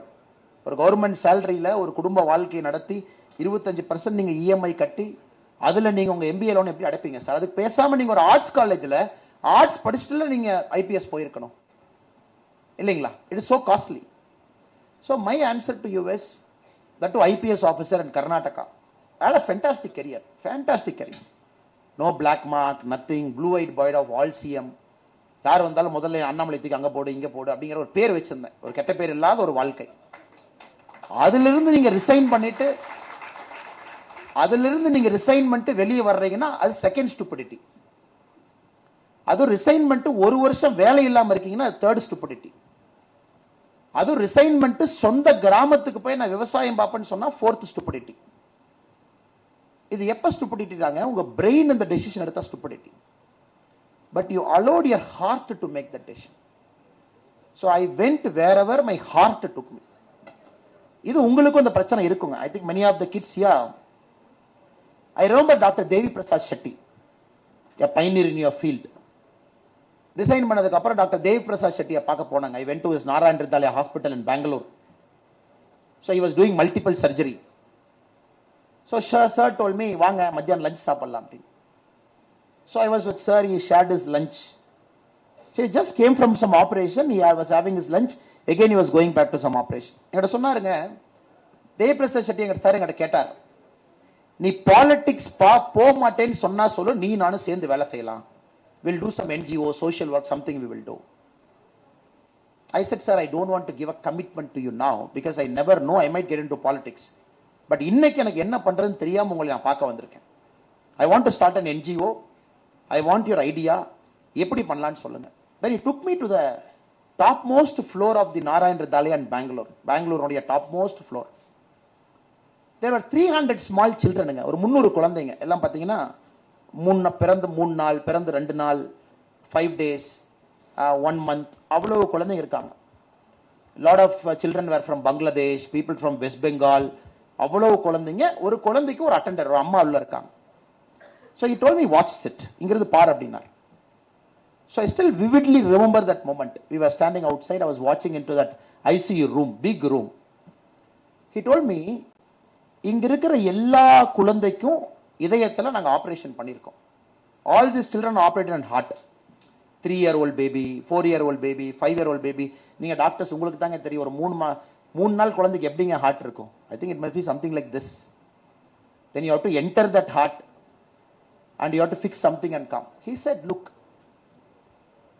Then he told me how he decided to come back to India from UK. அது ஒரு பெரிய story சொன்னாரு. Then he used the same language. He said, Annamalai, sometimes if you are so confused about life, allow your heart to make a decision because the heart always knows what is right for you. உங்க இதயத்துக்கு நிறைய time தெரியும் எது உங்களுக்கு சரியில்லை. ஆனால் நீங்க கேட்கறதுக்கு எனக்கு லாஜிக்கல் ஆன்சர் இல்ல brother. I don't have a logical answer. Who will pay education loan for 8.5 years? Who will pay EMI for 8.5 years? 25,000 per month. So answer இல்லைங்க. But maybe my heart said do it, I did it. இது எத்தனை பேருக்கு பொருந்தும் தெரியல. I'm sure many of you are as confused as me. உங்க வயசுல எனக்கு எவ்வளவு கன்ஃபியூஷன் இருந்துச்சோ உங்களுக்கு அது இருக்கணும். இருந்தா தான் I think you are exploring life னு அர்த்தம். But my only wish and prayer to you is when at that moment you see risk, don't see it as risk, see it as opportunity. நான் எதுக்கு உங்கள்கிட்ட பேசும்போது சொன்னேன் go to Ranchi நீ சொன்னேன். Sir, you are in Chennai, which has got the world's best medical infra. You are one among the 10,000 doctor here. When you go to some God forsaken place in our country, which has got a worst infra, you are a god to them. கடவுளுங்க நீங்க, கடவுள். நீங்க போய் பெரிய பெரிய நிறுவனத்துக்கு வெளியே கை கட்டி நின்று அந்த ரோல் கால் போட்டு ஏபிசி ஷிஃப்ட்டை போட்டு இவ்வளவு தூரம் கஷ்டப்பட்டு நம்ம டாக்டர் ஆகி உங்களை விட சூப்பர் ஸ்பெஷாலிட்டி டாக்டர்ஸ் எல்லாம் இங்க இருந்து நீங்க அப்படி யோசிக்க கூடாது. there is a big queue in front of you. உங்களுக்கு முன்னாடி பெரிய queue இருக்கு. அந்த queue எப்படி உடைப்பீங்க? go to Nagaland and break this queue. go to Jharkhand and break this queue. go to Meghalaya and break this queue. தைரியமா risk எடுத்து நான் 10 வருஷம் கல்யாணம் பண்ணிக்க போறது இல்ல sir. I'm only 22. I'm going to get married by 30. இந்தியால worst place என்னன்னு ஒரு குலுக்கல் எடுத்து போட்டு பாருங்க. go to an airport, catch a flight, land there. automatic. அந்த ஊர்க்காரங்க உங்களை கடவுளா பார்க்கறாங்களா இல்லையான்னு பாருங்க. But this decision you can never make with brain. You can always make with heart. Only with heart. அதனால எனக்கு தெரியல brother. I leave it to you. அதுக்கு 100% ஹார்ட்டை விட்டு அது டேமேஜ் பிரச்சனை தான். Because the heart will take you everywhere. My marriage life is like that. I allowed heart to decide. My professional life, I allowed my heart to decide. So every single thing my heart decided. Till now, my brain is only 10% decision making. For me, heart is working. உங்களுக்கு எது வேலை பார்க்குதுன்னு நீங்க பார்த்துட்டு முடிவெடுங்க. Thank you so much. கடைசி கேள்வி இங்க ஒரு வாங்க. அங்க தம்பி இருந்தார். கடைசி கேள்வி முடிச்சுக்கலாம் சார். கடைசி கேள்வி. ஒரு எது நின்றாரு sir. Sorry.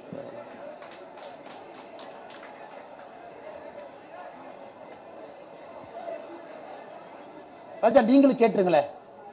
You also ask your question, let him also ask. கேளுங்க, என்ன கேளுங்க சார். ஹலோ, சத்தமா சொல்லுங்க. ஏன் வந்தீங்க? Okay, right. in 1990 where the India is today, the China will be at that place. And now today India GDP is 5 trillion and China GDP is 20 trillion 2023. How do we surpass in 20 trillion our GDP if China will Thank you sir. Got your question. Our two brothers are asking a question. 5 minutes முடிச்சறங்க. His question, right now India is about 3.8 trillion dollar, China is about 18 trillion dollar right now. எப்படி நீங்க சொல்றீங்க சைனாவை பிடிக்க முடியும்னு? China is like 5.5 times more than who we are. So எப்படி பிடிப்பீங்க? Answer question number 1. His question is, yes sir, நீங்க social service பண்ண வேண்டியதான், எதுக்கு சார் பாலிடிக்ஸ் வந்து லெக்சர் கொடுத்து உயிரை வாங்குறீங்க? His question number 2. So with respect அவர் அதை பயன்படுத்தல, that's the question. Brother, okay. Now I will combine both of your questions. உங்க ரெண்டு கேள்வியும் சொல்லியிருக்கேன் சார். இன்னைக்கு again செல்போனுக்கே வர்ற சார் ஒரு, ஏன்னா I can connect your question. We manufacture 28 crore cell phones. 28 crore. China manufactures 4 times more cell phones than us. China everything is 5 times. Submarines 5 times. Road 5 times. Airports 5 times. Planes 5 times. Ella 5 times. Now it is very, very tough to catch China. Very, very tough. In terms of patent also, China registers more patent than us. And their quality of science is improving so much. And their quality of manufacturing, that no more Chinese cheap எல்லாம் கிடையாதுங்க. They makes the world's best product. எல்லாம் பண்றாங்க. Now, the only way you can match up to China, the biggest advantage we have, 2 advantages. One, our population is young. China is aging. So, 142 crore people, the median age is somewhere around 35, 37 India. China has crossed 40 years age. So now more population of India, they're getting into working. China vadanga. China oda peak la pathina 91 கோடி பேர் வேலை செஞ்சாங்க. 91 crore people in China worked at one point of time. அதான் உலகத்துல ஒரு நாட்டுல 91 கோடி பேர் வேலை செஞ்ச சைனால தான்.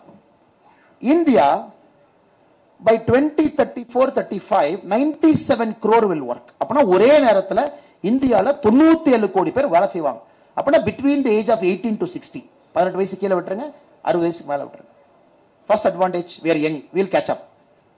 The second advantage, we are a functioning democracy. It's an accountable system. You change government, you vote, you don't like an MLA, you make him get defeated, MP, prime ministers எல்லாமேங்க. So China மாதிரி நாடுகள் எப்ப வேணுமானாலும் collapse ஆகலாம். Because it will become top heavy. You cannot have one single party called the Communist Party of China. You cannot have one Politburo of 8 people. You cannot have one standing committee in the Communist Party. And they will decide. That is why, நீங்க COVID பாருங்க, India managed COVID most beautifully. COVID management, the best in the world is India. நாம் manage பண்ணது. The worst in the world, couple of European nations and China. China பாத்தீங்கன்னா 7 lockdowns Shanghai மட்டும் போட்டாங்க. 7 lockdowns. The latest lockdown was 1 year back. Lockdown போட்டுட்டு இருந்தாங்க. ஒரு G20, when India hosted G20, how we hosted பாத்தீங்க. China எப்படி G20 host பண்ணா? ஷாங்காயை empty பண்ணிட்டு G20 ஹோஸ்ட் பண்ணு. ஸோ அதனால ரெண்டு விஷயங்கள் நமக்கு அட்வான்டேஜுங்க. We are young and we are democratic in nature. So we are going to have an accountable governance. And India is just beginning its development journey. China started in 1980. 1980 China start பண்ணா. We are just starting. அதனால I believe with all seriousness, third position will come 5 trillion by about 2028. China will be about 19.5, 20 trillion by 2028. We can catch it. It will take some time. It is not easy. உங்க life டைம்ல அது நடக்குங்க. I think it should happen in your lifetime. But it is not an easy one. It's a very far one. Chinese are very aggressive. The diplomacy, they want to go to all parts of the world. They want to conquer all the raw materials. China controls some of the most complex raw materials in the world. அவங்க கையில தான் மைன் இருக்குதுங்க. ஆப்பிரிக்கால போய் பாதி மைனை பிடிச்சி வச்சிருக்கான். வெளி யாருக்கு அது அவைலபிள் கிடையாது. So only now India is thinking like that. China 40 ஆண்டுகளா எப்படி யோசிச்சாங்களோ இந்தியால இப்பதாங்க நம்ம யோசிக்க ஆரம்பிச்சிருக்கோம். So it is catchable. Second, now his question. Sir, your question. So he wanted to ask, why not social service? Why politics? Sir, I don't know what is your vision of politics. There are two visions. Winston Churchill said, politics has become the last refuge of scoundrels. உலகத்துல ஸ்கவுண்டரல்ஸ்ல எங்க இருக்கான்னு தொலை பார்த்தா politics போ அங்கதான் எல்லாம் இருப்பான். Winston Churchill. Or probably Aristotle who said, the highest science is a science of politics. Or humanity nuடைய highest aspiration is to politics. So I see the second one, not the first one. Second one, உலகம் ஃபுல்லா பாருங்க sir. The best and brightest are in politics. The best and the brightest. வேர்ல்டுல எல்லாருமே 40 வருஷம் 45 வருஷத்துக்கு அப்புறம் whatever profession you are, they decide to give time to society. They come into politics. They start serving the country and the society. This is the story of the world. Indiaல மட்டும் unfortunately because of this family politics, it is impossible for an outsider to break a family politics. Impossible. உங்களுக்கோ எனக்கோ பாறாங்கல்ல போய் தலையை முட்டுற மாதிரி, நான் முட்டிக்கிட்டு இருக்கிற மாதிரி, அந்த பாறாங்கல் ஃபர்ஸ்ட் உடையுமா தலையை வெளி உடையுமா எல்லாம் பார்த்துட்டு இருக்கோம். So my request to you is, but till the common man enters into politics, a substantial change will never happen. ஆனால் நான் இது அசிங்கமாகவோ தப்பாகவோ இது ஒரு சாக்கடையாகவோ இது ஒரு கார்பேஜாவோ நான் பார்க்க விரும்பலைங்க. I see this as a beautiful journey where you can create a lot of impact. Even now I run a foundation called We the Leaders Foundation, which I ran for a year. Then different circumstances pulled me into politics. But for you also I would say, be with an open mind. When the time is right, when you feel personally satisfied, ஒரு நாட்டுக்கு சொசைட்டிக்கு வேலை செய்யணும், time கொடுக்க முடியும் நினைச்சீங்க அப்படின்னா பாலிடிக்ஸ்குள்ள jump பண்ணுங்க. But don't come with expectation. ஒரு எம்எல்ஏ ஆகணும், ஒரு எம்பி ஆகணும், ஒரு மந்திரி ஆகணும். Just come. Throughout your life, you do this as a seva, service. Whatever you get is a bonus. இதுல உங்களுக்கு என்ன கிடைச்சாலும் போனஸ் தானோ தவிர, don't come aspiring to be somebody in politics. Because 99.999% of politicians are nobodies. Only 0.0001% are somebody who can make a difference. அப்படிதான் நான் politics பார்க்கறேன். Thank you. We should end it, sir. Hello. Last question, sir. Yes, sir. My name is Saurav, sir. I am from Maharashtra. My question is, at the starting of your speech, you told two options. I want to choose first option. Then how a common man enter in this type of a dynasty politics, and how can broke the family power of someone who is established already in politics, sir? So my answer to you would be, what is your age now, sir? Your age enna? 23, sir. So you are a doctor? Yes, sir. You are second year, third year? Yeah, second year, sir. After this you will do MD? Maybe, sir. FRCS? I don't think about that, but maybe PG. So 25 you will graduate? Yes. Okay. Why did you become a doctor? 26, 27 something. Why did you become a doctor? Why did you come here?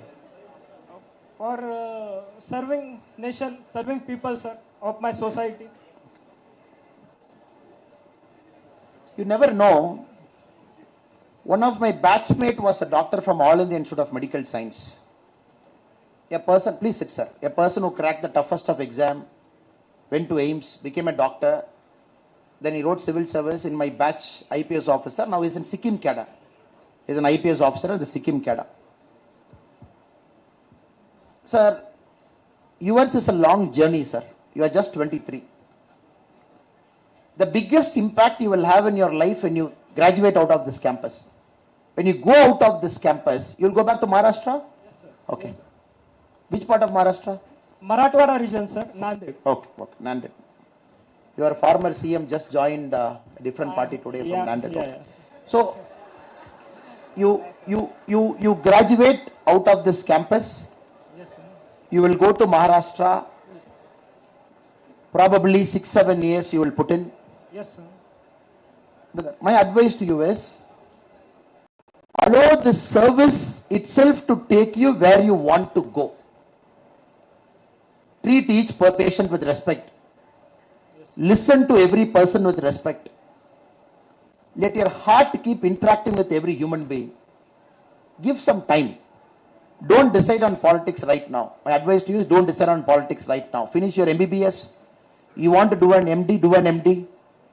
Allow the service for the next 10 years to decide whether you are happy with the service you are doing or you field. Because the nature will always take you to a place where it wants you to be. Nature will take you.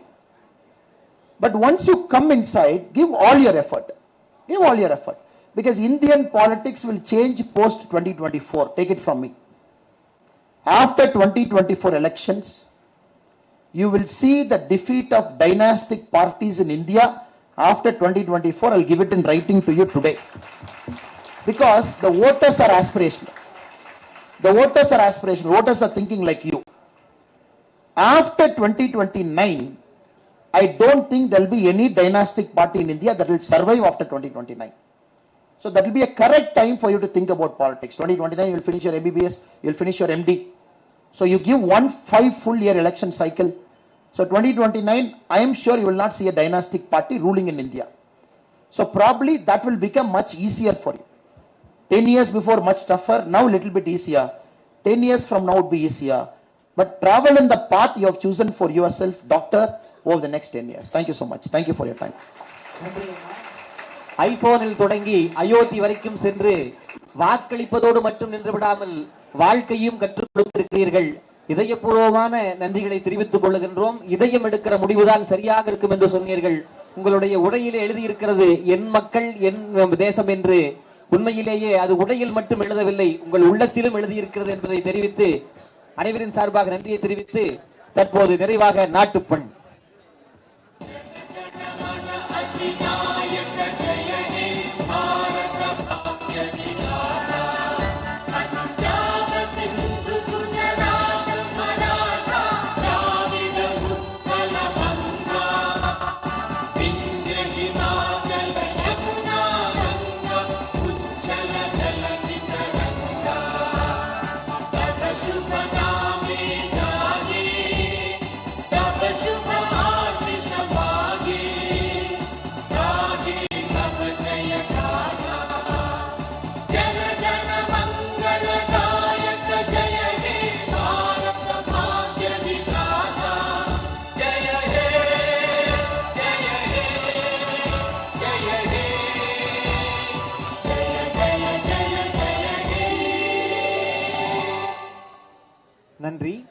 சான்றோர் பெருமக்கள் அனைவருக்கும் நன்றிகளை தெரிவித்துக் கொள்ளுகின்றோம்.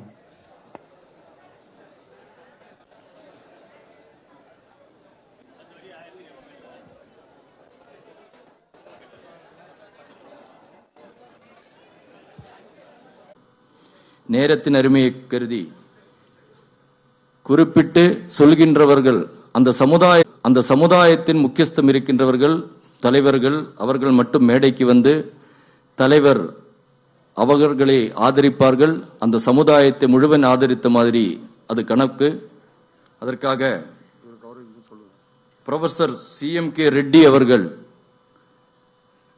All India Telugu federation president, இங்கு வருகை தந்திருக்கிறார். அவரை மேடைக்கு அன்புடன் அழைக்கின்றேன். DK ஜெயின் அவர்கள், DK ஜெயின், இவர் பிஜேபியினுடைய மேயர் கேண்டிடேட். ராஜேந்திர குமார் ஜெயின், அவருடைய சமுதாயத்தில். அதே மாதிரி நரேந்திர ஸ்ரீமால், நான் பேரு படிக்கிறவங்க எல்லாம் தயவு செஞ்சு மேடைக்கு வருமாறு கேட்டுக்கொள்கிறேன். சுரேஷ் குமார், விஜய் என்னோட கண்ணாடி மட்டும் இல்லப்பா எனக்கு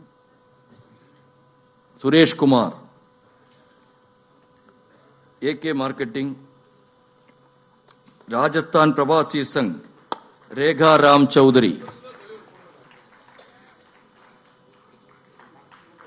हुक्मी चंद शाह, कल्पेश कुमार मेहता, सुंदरम जी, कैरली एसोसिएशन सुंदरम, ताराचंद मेहता, रामकृष्ण तंगतूरा,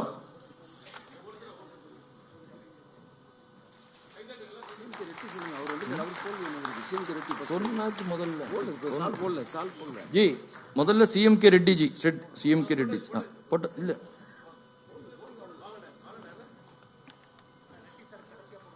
சரி, ஓகே, ஹையர் தான் ஹைல். கோபாலகிருஷ்ணன் ஜி, ராமகிருஷ்ணா, மராத்தி அசோசியேஷன். கோபால் ராம், சென்னை ராஜஸ்தான் सेवासी समाज. जितू लोहर, राजस्थान NLC. प्रवीण जामद, मुंबई एसोसिएशन. இல்ல பேர் படிச்சவங்க எல்லாம் மேடைக்கு வந்துட்டோம். ஒன்னும் பண்ண முடியாதுன்னா நேரத்தின் அருமை. ஒருத்தரையும் அறிமுகம் பண்ணணும்னு இருக்கு. அடுத்தது நவோதயா சுரேஷ் பாபு அவர்கள் மேடைக்கு வருமாறு கேட்டுக்கொள்கிறேன். மலையாளி அசோசியேஷனுடைய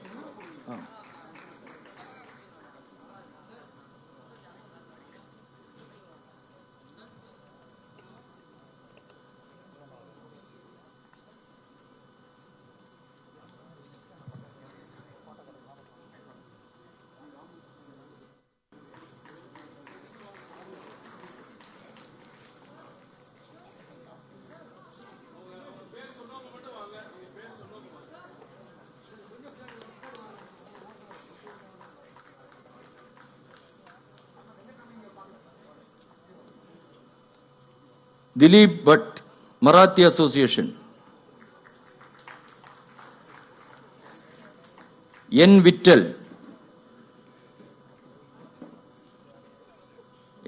जी.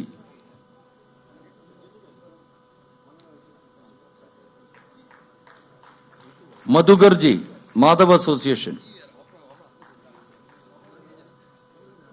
कन्नड़ माधव एसोसिएशन मधुकर जी. जी இப்படி இங்க வந்துருங்க மதுகர் ஜி, இப்படி வாங்க.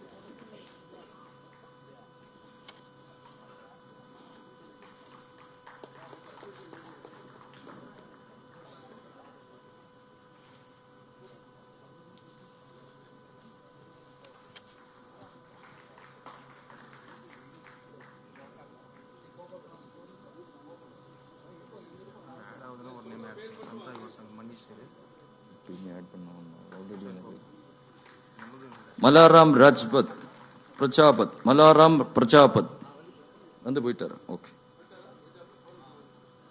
சொக்காராம் சித்தர்,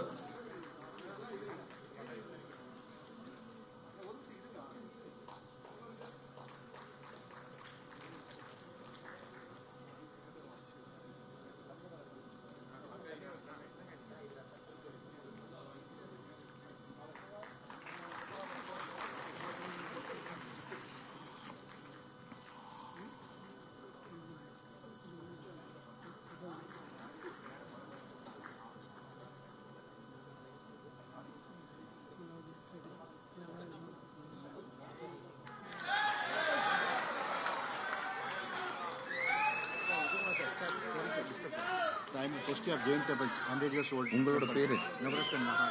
navratan Nahal. Vikas Burat. Vikas Burat. Dilip but I call. Your Temple of trustee of AM Jain College. And Jain 100 years old temple. Navaratan Nahar. Navaratan Nahar. And Vikas Burat. Vikas Burat. I am a federation Okay. chairman. Be in touch. I'll give you. I am a founder of the BJP, sir. This is I'll give you my card. Be in touch. Huh? அதான்.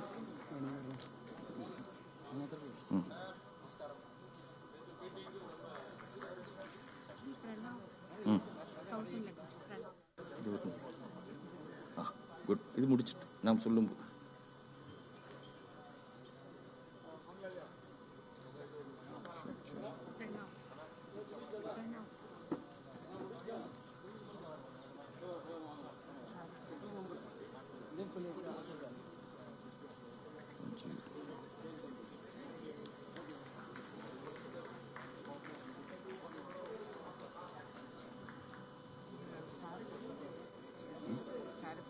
கொடுங்க கொடுங்க. ஏய் நீ கொடுக்குறியா? என்ன என்ன சொல்லி ஆரம்பிக்கிறாங்க பிஜேபி என்ன சொல்லணும்? இது மோகன்குமார் பிரஜாபத்தா இது என்ன சொல்லி இது என்ன?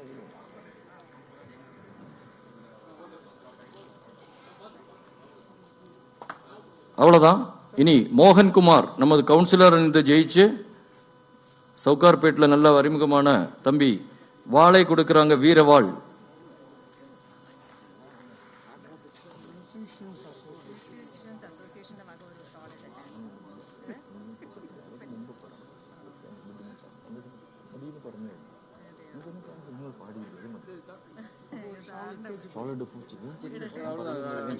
உங்களை மட்டும்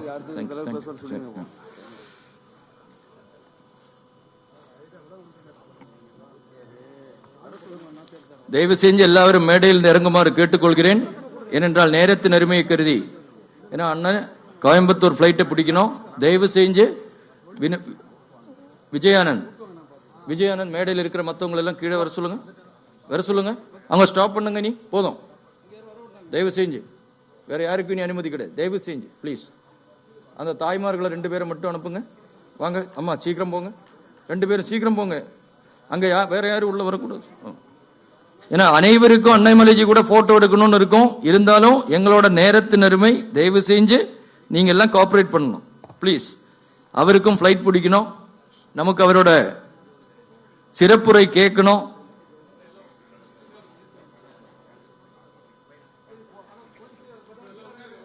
ஜி போட்டவங்க எல்லாம் தயவு செஞ்சு கீழே போங்க. தம்பி நீங்க எல்லாரையும் கொஞ்சம் கீழே இது பண்ணுங்க. பாருங்க வாலண்டியர்ஸ் எல்லாம் கொஞ்சம் பாருங்க. போட்டவங்க எல்லாம் தயவு செஞ்சு கீழே போறது மாதிரி பாருங்க. நமக்கு ஒரு ஒழுக்கம் இருக்கு, நம்ம கட்சியில சொன்னா கேட்கணும். தயவு செஞ்சு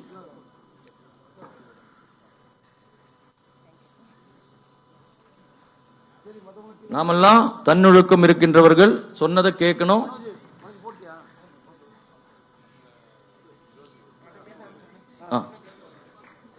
அடுத்ததாக நாமெல்லாம் ஆவலுடன் எதிர்பார்த்துக் கொண்டிருக்கின்ற தமிழ்நாட்டின் வருங்கால முதல்வரும்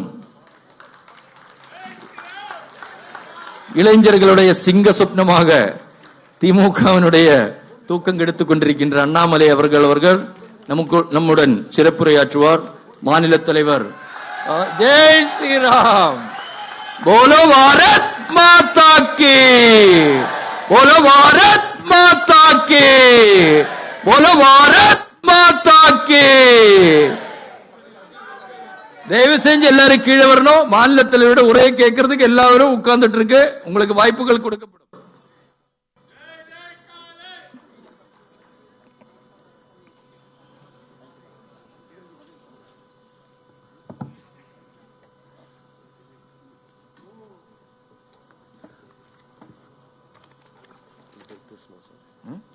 இது இல்ல, இது மட்டும் இருக்கு.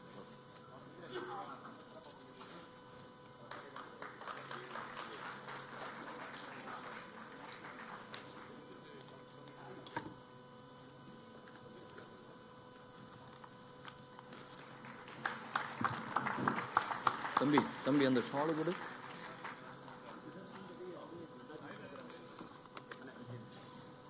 இந்த 3 பேரோட பேர் மட்டும்.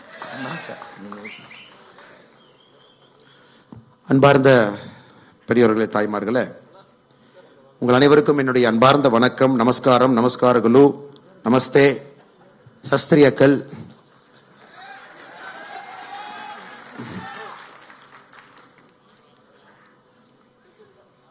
ராம் ராம்,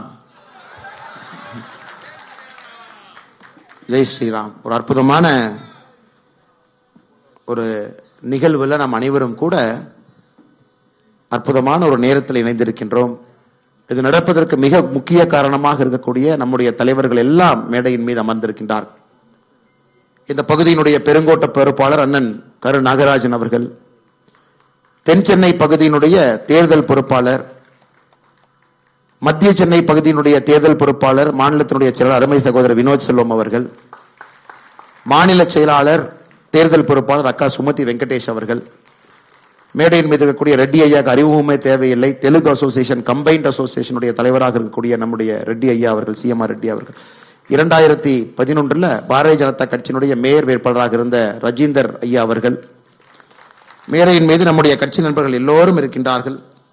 முக்கியமானவர்கள், கட்சிக்காக உழைக்கக்கூடியவர்கள், அதிலே இந்தியன் அட்மினிஸ்ட்ரேட்டிவ் சர்வீஸ் பணியிலிருந்து பல மாவட்டத்தினுடைய ஆட்சியராக இருந்து பாரதிய ஜனதா கட்சியில் இணைந்து கட்சியை வழிபடுத்திக் கொண்டிருக்கக்கூடிய உஜ்ஜார் சிங் ஐயா அவர்களுக்கு என்னுடைய வாழ்த்துக்களை, வணக்கங்களை தெரிவித்துக் கொள்கின்றேன்.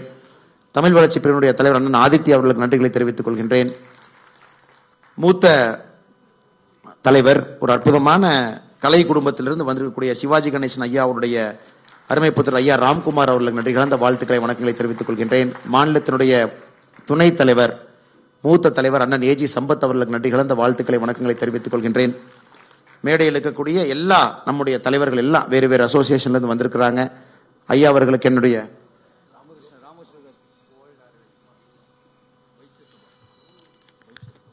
வைசிய சபாவுடைய தலைவராக இருக்கக்கூடிய ஐயா ராமகிருஷ்ணன் அவர்களுக்கு என்னுடைய வாழ்த்துக்களை, வணக்கங்களை தெரிவித்துக் கொள்கின்றேன்.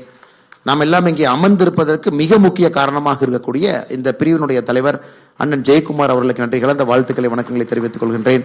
இந்த மாவட்டத்தினுடைய தலைவர் அண்ணன் விஜயானந்த் அவர்களுக்கும் அவருடைய குழு இங்கே அமர்ந்திருக்கின்றார்கள், அவர்களுக்கும் இந்த நேரத்தில் நன்றி கலந்த வாழ்த்துக்களை, வணக்கங்களை தெரிவித்துக் கொள்கின்றேன். சகோதரர்களே,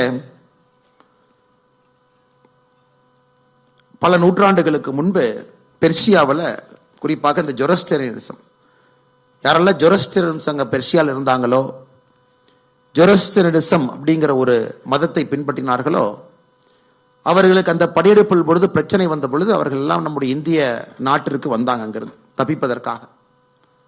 அப்ப மகாராஷ்டிரா மண்ணிலே அவர்கள் எல்லாம் குடியேறிய பொழுது அங்க இருக்கக்கூடிய மைந்தர்கள் சொன்னார்கள், இவர்கள் வெளிநாட்டை சார்ந்தவங்க, நம்ம ஊருக்கு வந்திருக்கிறாங்க, நம்ம ஊரில் நம்ம உங்களை விடக்கூடாது, இவர்களெல்லாம் வேறு பாஷை பேசுறவங்க, வேறு கலாச்சாரத்தை சார்ந்தவர்கள், நம்முடைய மாநிலத்திலே இவர்களுக்கு வேலை இல்லை என்று சொல்லும் பொழுது அங்கிருந்த மகாராஜா சொன்னாங்க, ஒரு சொம்புல முழுமையாக பால் எடுத்துட்டு வாங்க அப்படின்னாங்க. இன்னொருத்தர் சொன்னாரு, நிறைய சர்க்கரை எடுத்துட்டு வாங்க அப்படின்னாங்க. ஸோ ராஜா முன்னிலையிலே ஒரு சொம்பு முழுவதும் பால், இன்னொரு கையிலே சர்க்கரை. ராஜா அவங்க சொன்னாங்க, இந்த சர்க்கரை இந்த பாலில் கொட்டுங்க அப்படின்னு. சர்க்கரையை பாலில் கொட்டுறாங்க. உடனே ராஜா அவங்க கேட்குறாங்க, இந்த பால் தழும்பி வெளியே வருதா அப்படின்னு. அவையில் இருந்தவங்க எல்லாம் சொன்னாங்க, இல்லைங்க ஐயா, சர்க்கரை எல்லாம் பாலுக்குள்ளதான் போது, வெளியே வரலைன்னு. ராஜா சொல்றாங்க, முழுசா கொட்டுங்க அப்படின்னு. முழுசாக அந்த சர்க்கரையை கொட்டிய பிறகு கூட அந்த பால் ததும்பவில்லை. அப்ப ராஜா சொல்றாங்க, நம்முடைய நாட்டினுடைய கலாச்சாரம் என்னவென்றால், இந்த நாட்டிலே யார் எங்கே சென்றாலும் கூட அவர்கள் சர்க்கரை போன்றவர், அந்த ஊரில் இருக்கக்கூடிய மக்கள் பாலை போன்றவர். பாலும் சர்க்கரையும் கலக்கும் பொழுது எப்பொழுதும் இனிமையாக இருக்குமோ தவிர அது கசப்பாக எப்பொழுதும் இருக்காது என்று ஒரு நீண்ட நெடிய பயணம் நம்ம இந்தியாவில் இருக்குதுங்க ஐயா. இந்த நாட்டில் குறிப்பாக இண்டஸ் நதிக்கு இந்த பக்கம், நாம் சமீபத்தில் பாரத நாடு என்று எதை சொல்லுகின்றோமோ, இந்த நாடு, இந்த மண் நிறைய முக்கியமான மதங்கள் உருவாகிய ஒரு மண். இந்து மதத்தை மதம் என்று சொல்கின்றோம், அது ஒரு வாழ்வியல் நெறி. அது புத்த மதமாக இருக்கட்டும், ஜெயின மதமாக இருக்கட்டும், நிறைய மதங்கள், இந்த சீக்கிய மதமாக இருக்கட்டும், அதெல்லாம் இந்த மண்ணில், உலகத்தில் எந்த நாடுக்கும் கூட இவ்வளவு பெரிய பெருமை இல்லை. இத்தனை மதங்கள் ஒரு மண்ணிலே உருவாகிய பெருமை எந்த ஒரு மண்ணுக்கும் இல்லைங்க ஐயா. That is why India is the mother of all religions என்று சொல்லுகின்றோம். எல்லா மதமும் உருவான ஒரு மண் இந்த பாரத மண். அதில் குறிப்பாக நம்முடைய தாய் திருநாட்டில், அதிலும் நம்முடைய தமிழகத்தில் நம்முடைய சகோதர சகோதரிகள்லாம் வேறு வேறு காலத்தில் இங்கே வந்திருக்கின்றீர்கள். இங்கே எல்லா அசோசியேஷன் இருக்கிறாங்க. குறிப்பாக ராஜஸ்தானி சங் இங்க இருக்கிறாங்க, ஜெயின் அசோசியேஷன் இங்க இருக்கிறாங்க ஐயா, மராட்டி அசோசியேஷன் இங்க இருக்கிறாங்க, கர்நாடகா அசோசியேஷன் இங்க இருக்கிறாங்க ஐயா, மலையாளி அசோசியேஷன் இங்க இருக்கிறாங்க, தெலுங்கு அசோசியேஷன் பெரிய அளவில் இங்க இருக்கிறாங்க, மாதவா அசோசியேஷன் இங்க இருக்கிறாங்க, மராட்டி அசோசியேஷன் இருக்கிறாங்க. வேறு வேறு நம்முடைய பகுதியிலிருந்து உத்தரப்பிரதேஷ், பீகார், ஜார்க்கண்ட், ஒரிசா, ராஜஸ்தான், வேறு வேறு பகுதியிலிருந்து வந்திருக்கக்கூடிய எல்லா அசோசியேஷன் சார்பாக சகோதர சகோதரிகள் இங்க வந்திருக்கிறீங்க. சிம்பிளா சொல்லணும்னா முழுமையாக நம்முடைய பாரதம் இங்கே இருக்குதுங்க. இந்த ஹாலுக்குள்ள முழுமையாக நம்முடைய பாரதம், நம்முடைய இந்திய நாடு முழுமையாக இந்த அரங்கில் நாம் அமர்ந்திருக்கின்றோம். இன்னைக்கு ஒரு பெரிய வாய்ப்பு நம்முடைய பாரதிய ஜனதா கட்சி நமக்கு ஏற்பாடு செய்து கொடுத்திருக்கின்றார்கள். ஒரே அரங்கில் நம் அனைவரும் இந்தியர்களாக, தமிழர்களாக இந்த அரங்கில் நாம் நிறைந்து சந்தோஷமாக நம்முடைய கருத்துக்களை பரிமாறிக்கொண்டு பேசிக் கொண்டிருக்கின்றோம்.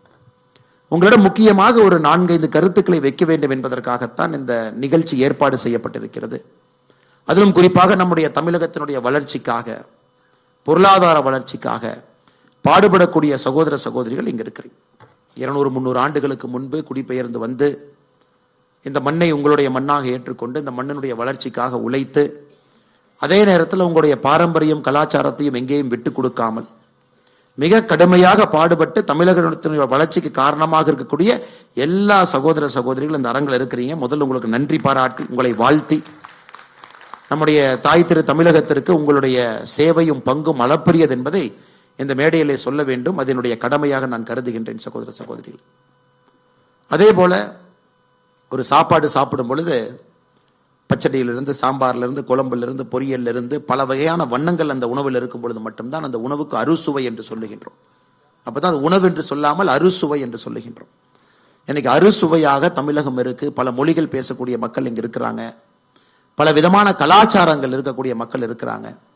அனைவரும் அண்ணன் தம்பிகளாக இருக்கின்றோம் என்றால் அதற்கு மிக முக்கியமாக உங்களுடைய பங்கு முக்கியமான காரணம். இந்த மண்ணில் இத்தனை ஆண்டு காலமாக நீங்கள் தொடர்ந்து இருந்து கொண்டு, உங்களுக்கு பிறகு உங்களுடைய குழந்தைகளும் இந்த நாடு, இந்த மண் உங்களுடைய மண் என்று குழந்தைகளும் இங்கே வந்து உங்களுடைய சொந்தக்காரங்கிட்டிருந்து கிட்டத்தட்ட 1000-2000 கிலோமீட்டர் தூரத்தில் இருந்தும் கூட உங்களுடைய பாரம்பரியத்தையும் விடாமல் 2 அற்புதமான குடும்பம் தமிழகத்தில், உங்களுடைய தமிழ் குடும்பம், உங்களுடைய சொந்த ஊர் எங்கே இருந்தாலும் கூட பூர்வீகத்திலிருந்து அங்கே ஒரு குடும்பம், 2 குடும்பத்திற்கும் பாலமாக நீங்கள் இருந்து கொண்டிருக்கின்றீர்கள். உங்களுக்கு இந்த நேரத்தில் பெரிய ஒரு நன்றியை சொல்லணும். இதைத்தான் நம்முடைய பாரத பிரதமர் அவர்கள் ஏக் பாரத் ஸ்ரேஷ்ட் பாரத் என்று சொல்கின்றார். ஒரே பாரதம், உன்னதமான பாரதம் என்று தொடர்ச்சியாக நம்முடைய பிரதமர் அவர்கள் சொல்லிக் கொண்டிருக்கின்றார். குறிப்பா நம்முடைய ஆட்சி 2014க்கு பிறகு நாம் உன்னிப்பா கவனிச்சோம்னா தெரியுங்க ஐயா, நம்முடைய பிரதமர் அவர்கள் எந்த அளவுக்கு நம்முடைய நாடு உண்மையான பாரத நாடு என்று சொல்லப்பட வேண்டும் என்றால் ஒரு பகுதியில கூட பிரிவினைவாதம் இருக்கக்கூடாது என்பதிலே தெளிவாக நம்முடைய ஆட்சி இப்ப நடந்துகிட்டு இருக்குங்க ஐயா. அது வடகிழக்கு பகுதியாக இருக்கட்டும், இந்தியாவுடைய எந்த பகுதியாக இருந்தாலும் கூட சின்ன சின்ன பிரச்சனைகளை இங்கே தூண்டிவிட்டு அரசியல்வாதிகள் குளிர்காய்ந்து அதன் மூலமாக பிரிவினையை ஏற்படுத்தி, நார்த்து சவுத்து, ஈஸ்ட் வெஸ்ட், ஒரு மாநிலத்துக்குள்ள பிரிவினை ஏற்படுத்தி இத்தனை காலமாக அரசியல் நடந்து கொண்டிருக்கிறது. இன்சைடர் அவுட் சைடர் என்று. எனக்கு முன்பு கருணாகராஜன் அண்ணன், சில பேர் நம்ம வினோத் செல்வம் அவங்கெல்லாம் பேசினாங்க. தலைவர்கள் பேசும் பொழுது நிறைய வார்த்தைகளை பயன்படுத்தினாங்க, உண்மையை சொன்னார். அவர்களுக்கு அதை விட்டு விடுகின்றேன். காரணம், நடந்ததை நடந்தவையாக இருக்கட்டும் ஐயா. இன்னைக்கு ஒரு புதிய ஒரு சரித்திரத்தை உருவாக்க வேண்டும் என்கின்ற ஆசையிலே நாம் இங்கு இருக்கின்றோம். தமிழகம், பாரதிய ஜனதா கட்சிக்கு நீங்கள் தேவை.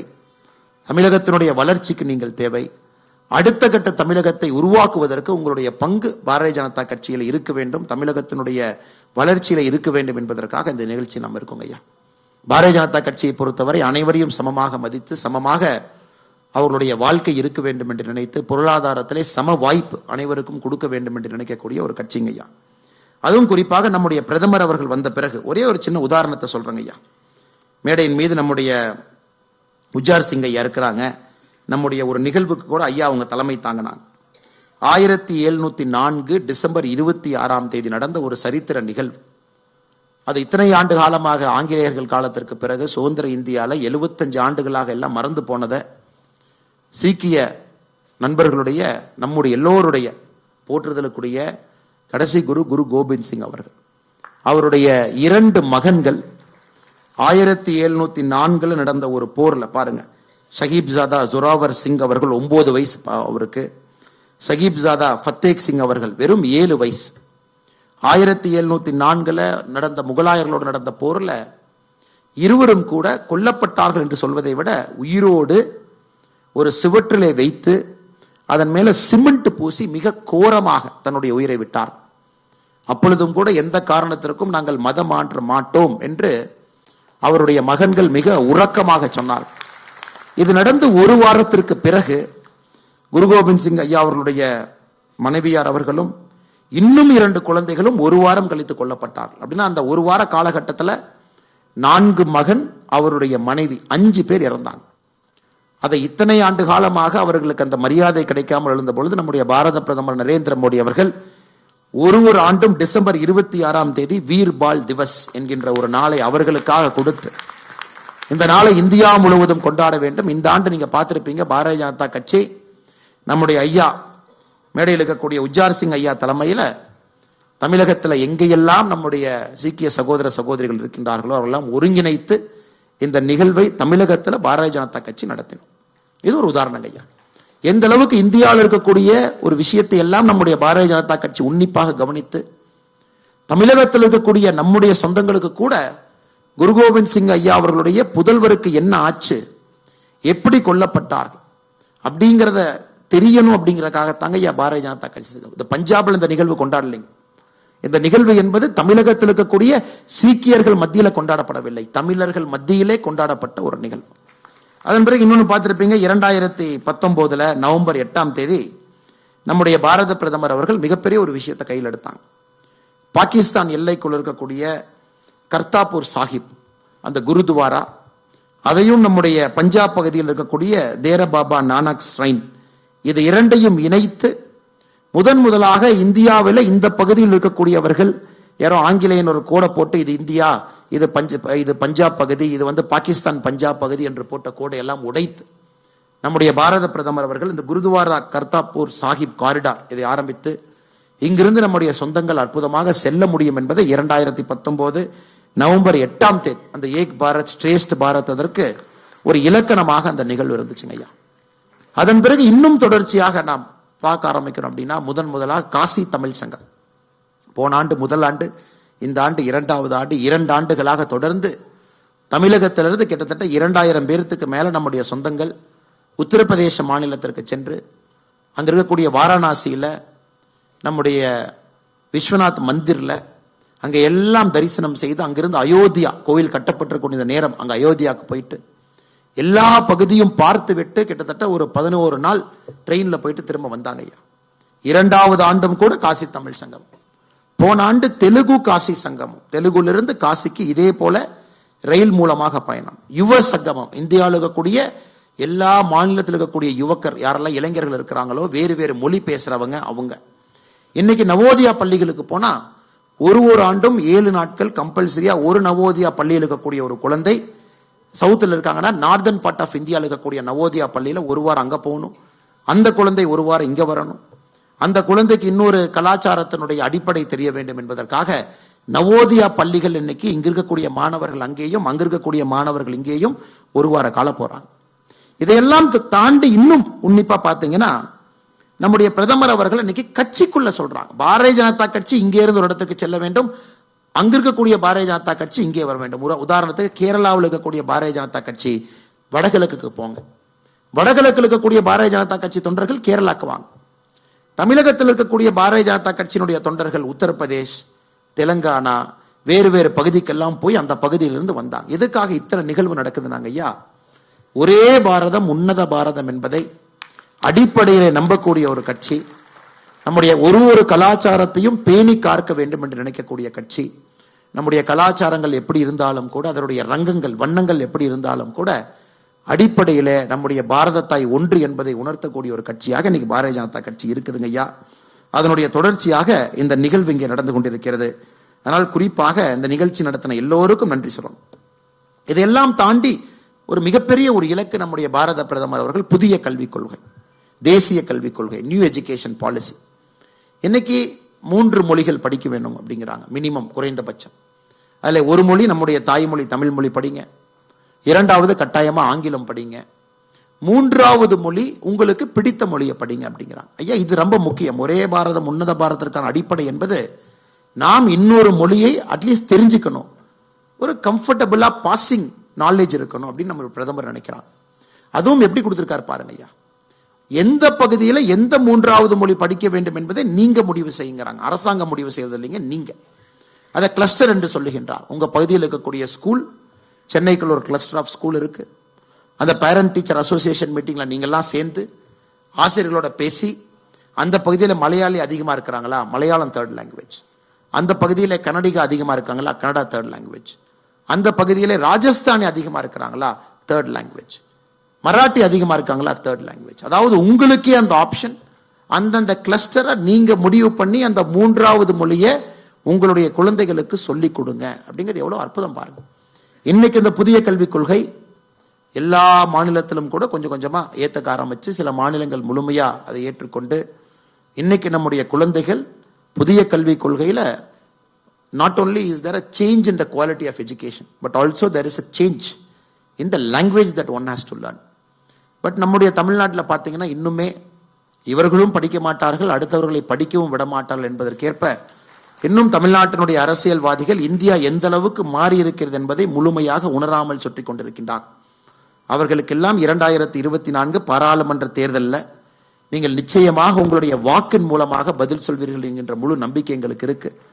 தமிழகத்திலும் கூட தேசியம் பெரிய அளவில் வளர வேண்டும் என்று நாங்கள் நினைக்கின்றோம். நிச்சயமாக நீங்கள் அதை நடத்தி காட்ட வேண்டும். அதுவும் குறிப்பா சென்னை போன்ற பெரும் நகரத்தில் இங்க நீங்க முடிவு செய்றீங்க வெற்றி வாய்ப்பு எப்படி இருக்கும், யார் உங்களுக்கு எம்பியாக வர வேண்டும் என்பதை நீங்க முடிவு பண்றீங்க.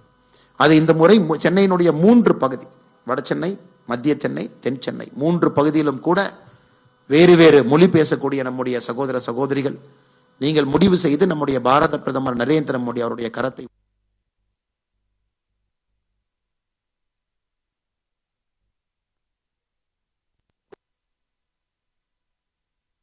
நேரம் அடுத்த 10 நிமிஷத்துல இதையும் உங்களால் வச்சிடறங்க ஐயா. ஐயா, இன்னைக்கு ஒரு கல்லூரியில மத்தியானம் பேசிட்டு இருக்கும் பொழுது ஒரு கேள்வி நான் கேட்டேன். 1800 கோடி ரூபாய் மதிப்புல ராமர் கோவில் கட்டுகின்றோம், இதை ஆதரிப்பீங்களா எதிர்ப்பீங்களா அப்படி இருக்கக்கூடிய ஸ்டூடெண்ட்ஸ்லாம் ஆமா சார், இது வந்து ஒரு ஃபேத், ஹிந்து மக்கள் குறிப்பாக அவர்கள் குழந்தை ராமருக்கு ஒரு பெரிய ஆலயம் கட்ட வேண்டும் என்று நினைக்கின்றார்கள், என்ன தவறு, நிச்சயமா 1800 கோடி ரூபாய் மக்களுடைய பணத்துல தானே கட்டுறோம், அரசாங்க பணத்திலேயே கட்டுறோம், இது நல்ல ஒரு முயற்சி, நான் வரவேற்கிறேன். நான் சொன்னேன் இல்லைங்க, அந்த பதில் எதிர்பார்க்கலாம், இன்னும் வேற மாதிரியான பதில் எதிர்பார்க்கிறேன்னு சொல்லி அந்த குழந்தைங்களை கொஞ்சம் தூண்டி விட்டேன். எல்லாம் டாக்டர்ஸ் இன்னைக்கு மத்தியானம் ஆடியன்ஸுங்க இன்னும் கொஞ்சம் யோசிங்க, இன்னும் வேற மாதிரி நான் பதில் எதிர்பார்க்கிறேன். அந்த கான்வர்சேஷன் எப்படி போச்சுனாங்க ஐயா, இன்னைக்கு திருப்பதி ஒரு ஆண்டுக்கு திருப்பதி 2.5 கோடி பக்தர்கள் ஒரு ஆண்டுக்கு வர்றாங்க ஐயா, 2.5 crore. மொத்தமாக ஏழுமலையானுக்கு உண்டியல் மூலமாக 2.5 கோடி பக்தர்கள் கொடுக்கக்கூடிய மொத்த வசூல் பணம் பார்த்தீங்கன்னா 1200 கோடி ரூபாய் சராசரியா, 1200 crore, 2.5 crore people they visit Tirupati. இது வந்து உலகத்தில் ஹையஸ்ட் ஃபுட்ஃபால். இரண்டாவதுங்க ஐயா சவுதி அரேபியால மெக்காக்கு ஆண்டுக்கு 2 கோடி பேர் போறாங்க. அவங்களுக்கு கிடைக்கக்கூடிய கான்ட்ரிபியூஷன் $12 billion, $12 billion மெக்கால 2 கோடி பேர் கொடுக்குறாங்க. மூணாவதுங்க ஐயா வேட்டிக்கன், கிறிஸ்தவர்கள் போறாங்க சகோதர சகோதரிகள், 80 லட்சம் பேர் போனாங்க போன ஆண்டு, $315 million, $315 million, 80 லட்சம் பேர். இன்னைக்கு ஸ்டேட் பேங்க் ஆஃப் இந்தியாவுடைய ஆய்வறிக்கை சொல்லுதுங்க ஐயா, 2025 அயோத்தியா முழுமையாக எல்லாம் செட் ஆகி ரெடி ஆகி, 2024 ஜனவரியில் டெம்பிள் கோயில் திறக்கப்பட்டிருக்கிறது. 2025 முழுமையாக அயோத்தியால ஜனவரி 1 டிசம்பர் 31 கணக்கெடுத்தா 5 கோடி பேர் அயோத்தியாவுக்கு போவாங்கன்னு ஸ்டேட் பேங்க் ஆஃப் இந்தியா சொல்லுதுங்க ஐயா. அதாவது 2.5 கோடியை தாண்டி 2 கோடியை தாண்டி 80 லட்சத்தை தாண்டி 5 கோடி பேர் அயோத்தியாவுக்கு போவாங்க. அதே ஸ்டேட் பேங்க் ஆஃப் இந்தியாவில் அந்த ஆய்வறிக்கை இன்னும் ஒரு படி முன்னாடி போறாங்க. 5 கோடி பேர் போறாங்கன்னா உத்தரப்பிரதேச அரசுக்கு இதன் மூலமாக வரக்கூடிய வருமானம் எவ்வளவு? அந்த ஸ்டேட் பேங்க் ஆஃப் இந்தியா ஆய்வறிக்கை சொல்றாங்க, இதன் மூலமாக உத்தரப்பிரதேச அரசு கிடைக்கக்கூடிய வருமானம் அயோத்தியா கோவில் மூலமாக மட்டும், ஹோட்டலில் தங்குறவங்க, சாப்பிட்றவங்க, டிரான்ஸ்போர்ட்ல போறவங்க, உள்ள சுத்துறவங்க, அயோத்தியா போயிட்டு வாரணாசி வர்றவங்க, வாரணாசி முடிச்சுட்டு மதுரா போறவங்க, இதன் மூலமாக அடுத்த ஆண்டு உத்தரப்பிரதேச அரசு கிடைக்கக்கூடிய வருமானம் 4 லட்சம் கோடி. உங்களுக்கு வந்து இது ஒரு பெர்ஸ்பெக்டிவ்ல வைக்கணும் அப்படின்னாங்க ஐயா, தமிழ்நாடு அரசினுடைய பட்ஜெட் 3 லட்சம் கோடி. அயோத்தியாவுக்கு அடுத்த ஆண்டு செல்லக்கூடிய 5 கோடி சகோதர சகோதரிகள் மூலமாக உத்தரப்பிரதேச அரசுக்கு மொத்தமாக உத்தரப்பிரதேசக்குள்ள வரக்கூடிய வருமானம் 4 லட்சம் கோடி. இப்ப உத்தரப்பிரதேச அரசுக்கு வரி மூலமா எவ்வளவு வரும்? 4 லட்சம் கோடி எல்லா மக்களுக்கும், ஆட்டோ ரிக்ஷா டிரைவர் என்ன, ஹோட்டல் வச்சிருக்கிறவங்க, சாப்பிட்றவங்க எல்லாம் சேர்ந்து. உத்தரப்பிரதேச அரசுக்கு வரி மூலமாக கிடைக்கக்கூடிய பணம் என்பது 25,000 கோடி, 25,000 crore டைரக்டா யூபி கவர்மெண்ட்டுக்கு டாக்ஸா போகுது. ஐயா இதுதான் முக்கியம். இன்னைக்கு இந்தியா எப்படி மாற ஆரம்பிச்சாங்க ஐயா, மக்கள் ஒரு இடத்திலிருந்து இன்னொரு இடத்திற்கு செல்ல செல்ல. இப்ப அயோத்தியா என்பது இந்தியாவில் இருக்கக்கூடிய எல்லா சகோதர சகோதரிகளையும் ஒரு மேக்னெட் மாதிரி அங்க இருக்குதுங்க ஐயா. அதே மாதிரி காசி விஸ்வநாத் காரிடார், அங்க இருக்கக்கூடிய காசி விஸ்வநாத் காரிடார் இந்தியாவில் இருக்கக்கூடிய எல்லா மக்களையும் ஒரு மேக்னெட் மாதிரி அங்க இருக்குதுங்க. எல்லா மக்களும் அங்க போறாங்க. ஸோ பொருளாதாரம் உயருது. இதை சிம்பிளா உங்களுக்கு வேற மாதிரி சொல்லணும் அப்படின்னாங்க ஐயா, போன ஆண்டு இந்தியர்கள் வெளிநாட்டுல போய் செலவு செஞ்சது, வெளிநாட்டுக்கு போய் நம்ம செலவு செஞ்சது $42 பில்லியன். அதாவது இந்தியர்கள் நம்ம நாட்டிலிருந்து வெளியே டூர் போய் மால்டீவ்ஸ்ல 5 லட்சம் ரூபா பெர் நைட் ரூமு, அப்புறம் அந்த போட் எடுத்துக்கிட்டு இட்டலியில வந்து அந்த சீக்குள்ள கடல் அந்த ஊருக்குள்ள அந்த தண்ணியில போனது, அப்புறம் கிளாஸ் பேலஸ் பார்த்தது, பிரான்ஸ்ல வெர்சாலிஸ் போனது, $42 பில்லியன். ஐயா இதுல 50% நம்ம ஊருக்கு அடுத்த 10 ஆண்டுகள்ல திருப்பினா $20 பில்லியன் நம்ம ஊருக்குள்ள திருப்ப போறோம். இன்னைக்கு இந்தியா வந்து எவ்வளவு கனெக்டட்னு பாருங்க. It is so connected. நீங்க எல்லாம் வந்த பொழுது இந்த அளவு கனெக்ஷன் இருக்கிறதுக்கு வாய்ப்பே இல்லை. இந்த அளவு கனெக்டடா இருக்க வாய்ப்பு இல்லை. இன்னைக்கு சோ கனெக்டட். மேடையில் இருக்கும்போது நீங்க கொடுக்குற பெட்டிஷன்ஸே பாருங்க, எங்களுக்கு வந்து ட்ரெயினை வந்து டபுள் பண்ணணும், ட்ரிபிள் பண்ணணும், டிபார்ச்சர் வீக்லி பண்ணணும், டிபார்ச்சர் டெய்லி இருக்கிறது வந்து வாரத்துக்கு 3 நாள் பண்ணணும். ஏன்னா கனெக்டட். செல்போன் வந்ததுக்கு அப்புறம், டெக்னாலஜி வந்ததுக்கு அப்புறம் கனெக்டடுங்க. அது ஒரு உதாரணம். ஒரு அயோத்தியா கோவில் எந்த அளவுக்கு இந்தியாவுடைய பொருளாதாரத்தை வலிமைப்படுத்த போகிறது என்பதற்கு நாம் சொல்லியிருக்கக்கூடிய அந்த டேட்டா பாயிண்ட் வந்து ஒரு உதாரணம் ஐயா. இதெல்லாம் வர வர இந்தியா இன்னும் இணைய போகிறதோ தவிர சில அரசியல்வாதிகளால் இந்தியாவை பிரிக்க முடியாது. இப்ப 2வது பாயிண்ட் ஐயா. இப்ப வினோத் செல்வம் அவர்களும் கருணாகராஜனும் சில விஷயத்த சொன்னாங்க. அதாவது வடக்கில் வரக்கூடிய சகோதர சகோதரிகளை சில அரசியல் தலைவர்கள் தவறான ஒரு வார்த்தையை பயன்படுத்தி பேசுறாங்க. ஐயா இன்னைக்கு வடக்கு தெற்கெல்லாம் போயிங்க ஐயா, பெர்ஃபார்மன்ஸ் அப்படிங்கறத மட்டும்தாங்க ஐயா இந்தியன் பாலிடிக்ஸ்ல மக்கள் பாக்குறாங்க. You're business man. இங்க இருக்கிறவங்க எல்லாம் ஹார்டு கோர் பிசினஸ் மேன். அது மின்ட் ஸ்ட்ரீட்ல நம்முடைய தேசிய தலைவர் நட்டாஜி அவர்கள் வரும் பொழுது நாங்க மின்ட் ஸ்ட்ரீட்ல பார்த்தோம். காவல்துறை வரக்கூடாதுன்ட்டாங்க. மத்தியானத்துல இருந்து 144 கர்ஃபியூன்ட்டாங்க. யாருமே வரக்கூடாதுன்ட்டாங்க. எல்லாரும் மின்ட் ஸ்ட்ரீட்ல அதை தாண்டி ஒரு இடத்திலும், ஒரு கட்ல, ஒரு வீட்டுல, ஒரு சந்தில, ஒரு விண்டோல நீங்கள் அனைவரும் அங்கிருந்து நம்முடைய தேசிய தலைவர் நட்டா அவர்களை பார்க்க வேண்டும் என்று நீங்கள் காட்டிய ஆர்வம், உங்களுடைய விண்ணை பிளந்த ஜெய் ஸ்ரீராம் கோஷம், அப்புறம் நட்டாஜி அவர்கள் பேச பேச அவர் என்ன பேசணும் நீங்களே டிசைட் பண்ணி பேச வச்சீங்க. இதுதான் பேசணும், நீங்க அரவிந்த் கெஜ்ரிவாலை பத்தி பேசுங்க, இதை பத்தி ஏன் பேசலைன்னு ஆடியன்ஸ் நீங்க சொல்ல சொல்ல நட்டாஜி அவர்கள் பேசினாங்க. அந்த அளவுக்கு ஒரு உற்சாகமான வரவேற்பு முடித்து விட்டு நட்டாஜி போகும்போது சொன்னாங்க, நான் இந்தியால எத்தனையோ பகுதிக்கு போறேன், ஆனா இங்க இருக்கக்கூடிய பிறமொழி பேசக்கூடிய சகோதரர்களை கொடுக்கக்கூடிய வரவேற்பு இன்னைக்கு இந்தியால வேற பகுதியில் எனக்கு கிடைக்கல. அந்த அளவுக்கு எமோஷன், அந்த அளவுக்கு பேஷன், அந்த அளவுக்கு அக்ரெசிவான ஒரு வரவேற்பு கொடுத்தாங்க. அப்படி ஐயா எதுக்காக இதுக்கு நான் வர்றேன் அப்படின்னாங்க ஐயா, கண்டிப்பாக நாம் அனைவருமே பெருமை மிகுந்த இந்தியர்கள். முதல்ல அதுல எந்த மாற்று கருத்து இல்லைங்க ஐயா. இந்தியா வந்து நம்ம வி ஆர் இந்தியன்ஸ் ஃபர்ஸ்ட், அதுல எந்த மாற்று கருத்தும் இல்லை. நாடு நல்லா இருக்கணும், ஸ்ட்ராங்கா இருக்கணும், பலமா இருக்கணும். அதன் பிறகு தமிழ்நாட்டினுடைய கலாச்சாரத்தினுடைய பெருமை மிகுந்த அடையாளமாக நான் இருக்க வேண்டும் என்று நினைக்கின்றேன். அதே போல வினோத் செல்வம், அதே போல கருணாகராஜன், அதே போல சுமதி வெங்கடேஷ், அதே போல இங்க வந்து ஒரு ஜெயினுடைய பெருமை மிகுந்த அடையாளமா நான் இருக்கணும், மராட்டினுடைய அடையாளமா நான் இருக்கணும். ஐயா இது எதுவுமே கான்ஃபிளிக்டிங் கிடையாது. இது ஒரு தேசிய பறவையாக இருக்கக்கூடிய மயிலினுடைய தோகையில பாத்தீங்கன்னா அங்க இருக்கக்கூடிய கலர் வேற வேறு இருந்தா கூட கான்ஃபிளிக்டா இருக்காதுங்க ஐயா. மொத்தமாக அந்த கலர் வந்து ரொம்ப மொசாய்க்கா ரொம்ப சூப்பரா இருக்கும். இதை தமிழகத்தில் இருக்கக்கூடிய சில அரசியல்வாதிகள் புரிந்து கொள்ள மறுக்கின்றார். அதாவது ஒரே இடத்துல ஒரு ரங்கோலம் மாதிரி எல்லோரும் அற்புதமா இருக்கலாம், நம்முடைய கலாச்சாரத்தை முதன்மைப்படுத்தி நாம் வாழலாம். ஆனா இந்தியா என்கின்ற கொடைக்கு கீழே, அம்பர்லாக்கு கீழே நாம் எல்லோரும் இந்தியர்கள் முதல்ல. அதன் பிறகு நம்முடைய கலாச்சாரத்தினுடைய அடையாளமாக, பெருமை மிகுந்த அடையாளமாக நாம் இருப்பதிலே எந்த தவறும் இல்லை என்பதை எங்கிருக்கக்கூடிய அரசியல்வாதிகள் புரிந்து கொள்ள மறுக்கின்றார்கள். அதனுடைய அரசியல் வெளிப்பாடு தான் 40-50 வருஷமா அந்த வடக்கு தெற்கு. இன்னைக்கு பாருங்க ஐயா, எந்த ஒரு மாநிலத்தை கொச்சைப்படுத்தினார்களோ, இத்தனை ஆண்டுகளாக தமிழகத்தினுடைய அரசியல் எந்த ஒரு மாநிலத்தை கொச்சைப்படுத்தி அந்த மாநிலத்தில் பிறந்த சகோதர சகோதரிகள் எல்லாம் கொச்சைப்படுத்தி அரசியல் செய்தார்களோ, இன்னைக்கு அந்த மாநிலம் இந்தியாவுடைய 2வது பெரிய பொருளாதார மாநிலமாக மாறி இருக்கிறது உத்தரப்பிரதேசம். 2வது பெரிய பொருளாதார மாநிலம். இந்தியாவில் பார்த்தீங்கன்னா மகாராஷ்டிரா முதல் பொருளாதார மாநிலம். இந்தியாவுடைய மொத்த பொருளாதாரத்தில் 13 விழுக்காடு. இப்போ 9.2 விழுக்காடுக்கு உத்தரப்பிரதேசம், 9.1 விழுக்காடுக்கு தமிழகம் வந்திருக்கு. இதை தமிழகத்தில் இருக்கக்கூடிய அரசியல்வாதிகள் எப்பொழுது புரிந்து கொண்டு எல்லா மக்களையும் ஒன்றிணைத்து, எல்லா மக்களையும் ஒருங்கிணைந்து அதன் மூலமாக கிடைக்கக்கூடிய வளர்ச்சி என்பது இன்னும் வேகமாக இருக்கும் என்று புரிந்து கொள்கின்றார்களோ, அன்னைக்கு தான் தமிழகத்தினுடைய உண்மையான வளர்ச்சியை நம்ம பார்க்க போறோங்க ஐயா. அது பாரதிய ஜனதா கட்சியினுடைய கனவு. நீங்கள் எல்லாம் எங்களோடு பயணம் செய்ய வேண்டும், இணைய வேண்டும். பாரத பிரதமர் நரேந்திர மோடி அவருடைய கனவை வலுப்படுத்த வேண்டும்.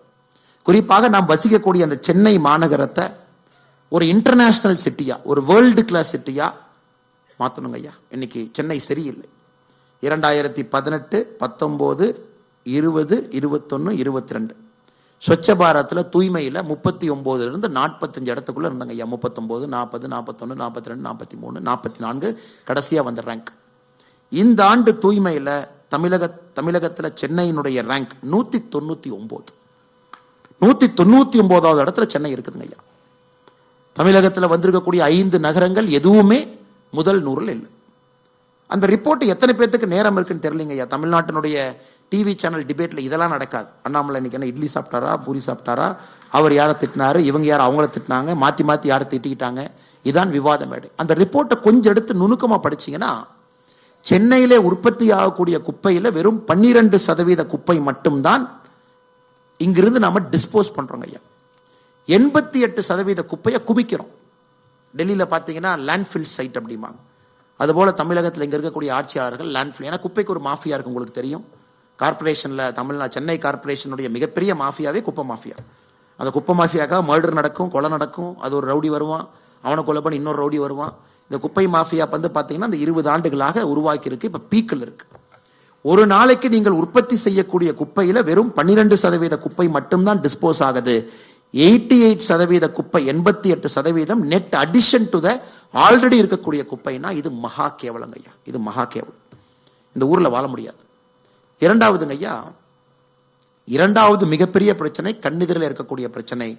மழை வரும் பொழுதெல்லாம் நாம வந்து நீச்சல் பயிற்சியாளர்களாக மாற வேண்டிய கட்டாயம். ஸ்விம்மிங் கிளாஸ்க்கெல்லாம் போய் சென்னையில எல்லாம் ஸ்விம்மிங் கத்துக்கிட்டு இப்ப போட்டை வச்சுதான் ரெஸ்கியூ பண்ணணும். கண்டிப்பா பாருங்க, இந்த ஒரு கட்சி தேர்தல் அறிக்கையில சொல்லுவாங்க, நாங்கள் 2024 ஆட்சி அமைச்சா சென்னை மக்களுக்கு போட்டு கொடுப்போம் இலவசமா, நீங்களா போட்டு வாங்கி வச்சுக்கோங்க. இதை அடிப்படையிலிருந்து சரி செய்ய வேண்டிய கடமை நமக்கு இருக்குங்க ஐயா. காரணம், மிடில் கிளாஸ் அண்ட் எபோவ் பரவாயில்லைங்க ஐயா. Lower middle class and below அவர்கள் 10 ஆண்டு கஷ்டப்பட்டு சம்பாதிப்பாங்க. ஒரு மலையில 0 ஆயிடுவாங்க. மறுபடியும் 10 ஆண்டு சம்பாதிப்பாங்க. ஒரு பெருமலை 10 ஆண்டுல மறுபடியும் 0 ஆயிடுவாங்க. அப்படின்னா அவங்க பெர்மனன்ட் ஏழை.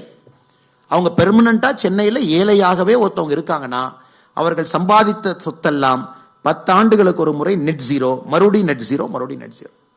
இதை பாரதிய ஜனதா கட்சி விரும்புகின்றோம். World's best hydrological planar. அதாவது மலை வந்து பார்க்கும் பொழுது, நான் தமிழ்நாட்டில் மட்டும் பெய்யட்டுமா, நார்த் சவுத் இங்க இருக்கு, டிரிவிடியன் பிலாசபி இங்க இருக்கு, இங்க மட்டும் பெய்யட்டுமா, மலை அப்படி பார்க்காதுங்க. ஸோ மலை இடத்தை பார்த்து பெய்யாத பொழுது நாமும் இடத்தை பார்க்காமல் வேர்ல்டில் இருக்கக்கூடிய பெஸ்ட் ஹைட்ராலஜிக்கல் பிளானர்ஸ் இங்க கொண்டு வரணும். என்ன பிரச்சனை, அடிப்படையில் இது எப்படி சரி செய்வது, அதற்கான முயற்சியை பாரதிய ஜனதா கட்சி எடுக்குங்க. இன்னைக்கு ஒரு நகரமே வேர்ல்டு கிளாஸ் நோக்கி போகுது. மெட்ரோ ரயில் கனெக்டிவிட்டி பெரிய லெவலில் எடுத்து போடுறாங்க. BRTS transport, multi modal transport பெரிய லெவலில் இருக்குங்க ஐயா. டிராஃபிக் கன்ஜெஷனை ஈஸ் அவுட் பண்றாங்க. குறிப்பாக ஹைட்ரஜன் பவர்டு பஸ்ல இருந்து, எலக்ட்ரிக் ஃபிளீட் ஆஃப் பஸ்ஸஸ்ல இருந்து ஒரு மாநகராட்சியும் அடுத்த கட்டத்திற்கு சிந்திக்கும் பொழுது இங்க இருக்கக்கூடிய சிந்தனை உங்களுக்கு தெரியும். மாநகராட்சியில் என்ன நடக்குது, மேயர் அவங்க சிந்தனை எப்படின்னு தெரியும், இங்க இருக்கக்கூடிய அரசியல் கட்சிகள் சிந்தனை தெரியும். ஆனால் என்னுடைய வேண்டுகோள், சென்னையை சுத்தம் செய்ய வேண்டும், சென்னையை உலகத்தரம் வாய்ந்த ஒரு நகரமாக மாற்ற வேண்டும் என்றால் இந்த முறை 3 எம்பிக்களையும் நீங்க மாத்தினா மட்டும்தாங்க அது நடக்கும். தென் சென்னை எம்பி எங்க பார்க்க முடியும்? ஜுவல்லரி, ஃபேஷன் ஸ்டோர் இனாகரேஷன்ல அவங்க இருப்பாங்க. மத்திய சென்னை எம்பி நீங்க எங்க பார்க்க முடியும்? கலைஞர் அவருடைய பையன் கருணாநிதி அவங்க பையன் ஸ்டாலின் ஐயா எங்க போடுறாங்களோ அவரு முதல்ல சால்வ போடுவாரா, டிஆர் பாலு முதல்ல சால்வ போடுவாரு, சண்டை போற இடத்துல 2 பேர் இருப்பாங்க. டெல்லி போனாலும் 2 பேர் சண்டை போட்டு இவர் அவர் தருவார், அவர் 2 பேர் போய் முதல்ல போய் எடுத்து போய் மாலா போடுறதுக்கு ரெடியா இருப்பாங்க. வடசென்னையினுடைய எம்பி எங்க பார்க்க முடியும்னா எங்கேயும் பார்க்க முடியாது, அப்பப்ப டிவி சேனல் நீங்க பார்க்க முடியும். ஏன்னா 3 பேருமே ஒரு டைனாஸ்டிக் பாலிடிக்ஸ்னுடைய வெளிப்பாடு. தென் சென்னையினுடைய எம்பி சகோதரி தமிழச்சி தங்கப்பாண்டியன் அவர்கள், அப்பா தங்கப்பாண்டியன் முன்னாள் எம்எல்ஏ. தமிழச்சி தங்கப்பாண்டியன் அவருடைய சகோதரர் தங்கம் தென்னரசு தமிழகத்தினுடைய நிதி அமைச்சர். நீங்க திருச்சுழி பக்கமெல்லாம் போலிங்க ஐயா, நீங்க ராமநாதபுரம் மாவட்டத்தில் திருச்சுழிக்கு போய் பாருங்க. உங்களுக்கு இன்னொரு தொகுதி இருக்கு, 2 தொகுதி இருக்கு, அக்கா தம்பி கொண்டு.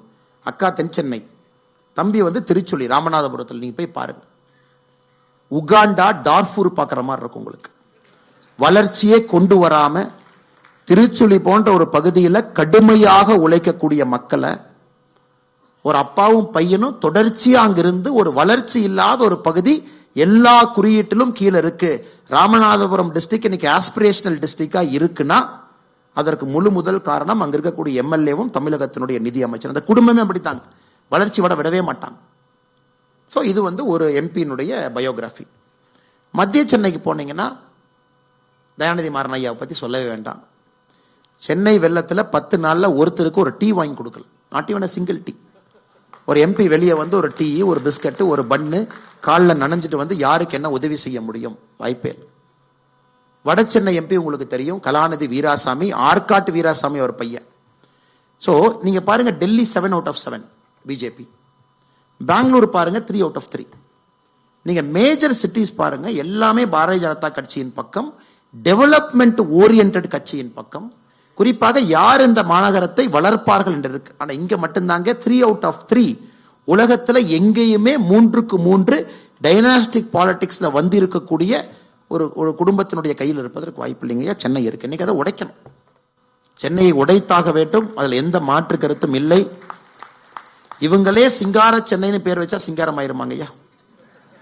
சிங்கார சென்னைன்னு பேரு மட்டும் வச்சுட்டு காலங்காத்தால சிங்கார சென்னை பார்த்தா அதே மாறிடுமா? உழைப்பு, உள்ள பூந்து வேலை செய்யணும், சுவேஜை ஃபிக்ஸ் பண்ணுங்க ஐயா, கூவம் நதியை ரெடி பண்ணணும், பக்கிங்ஹாம் கேனல்ல ஃபிக்ஸ் பண்ணணும், டிராஃபிக் கன்ஜெஷனை ஈஸ் அவுட் பண்ணணும், கிரீனரி கொண்டு வரணும், பார்க்ஸ் கொண்டு வரணும்.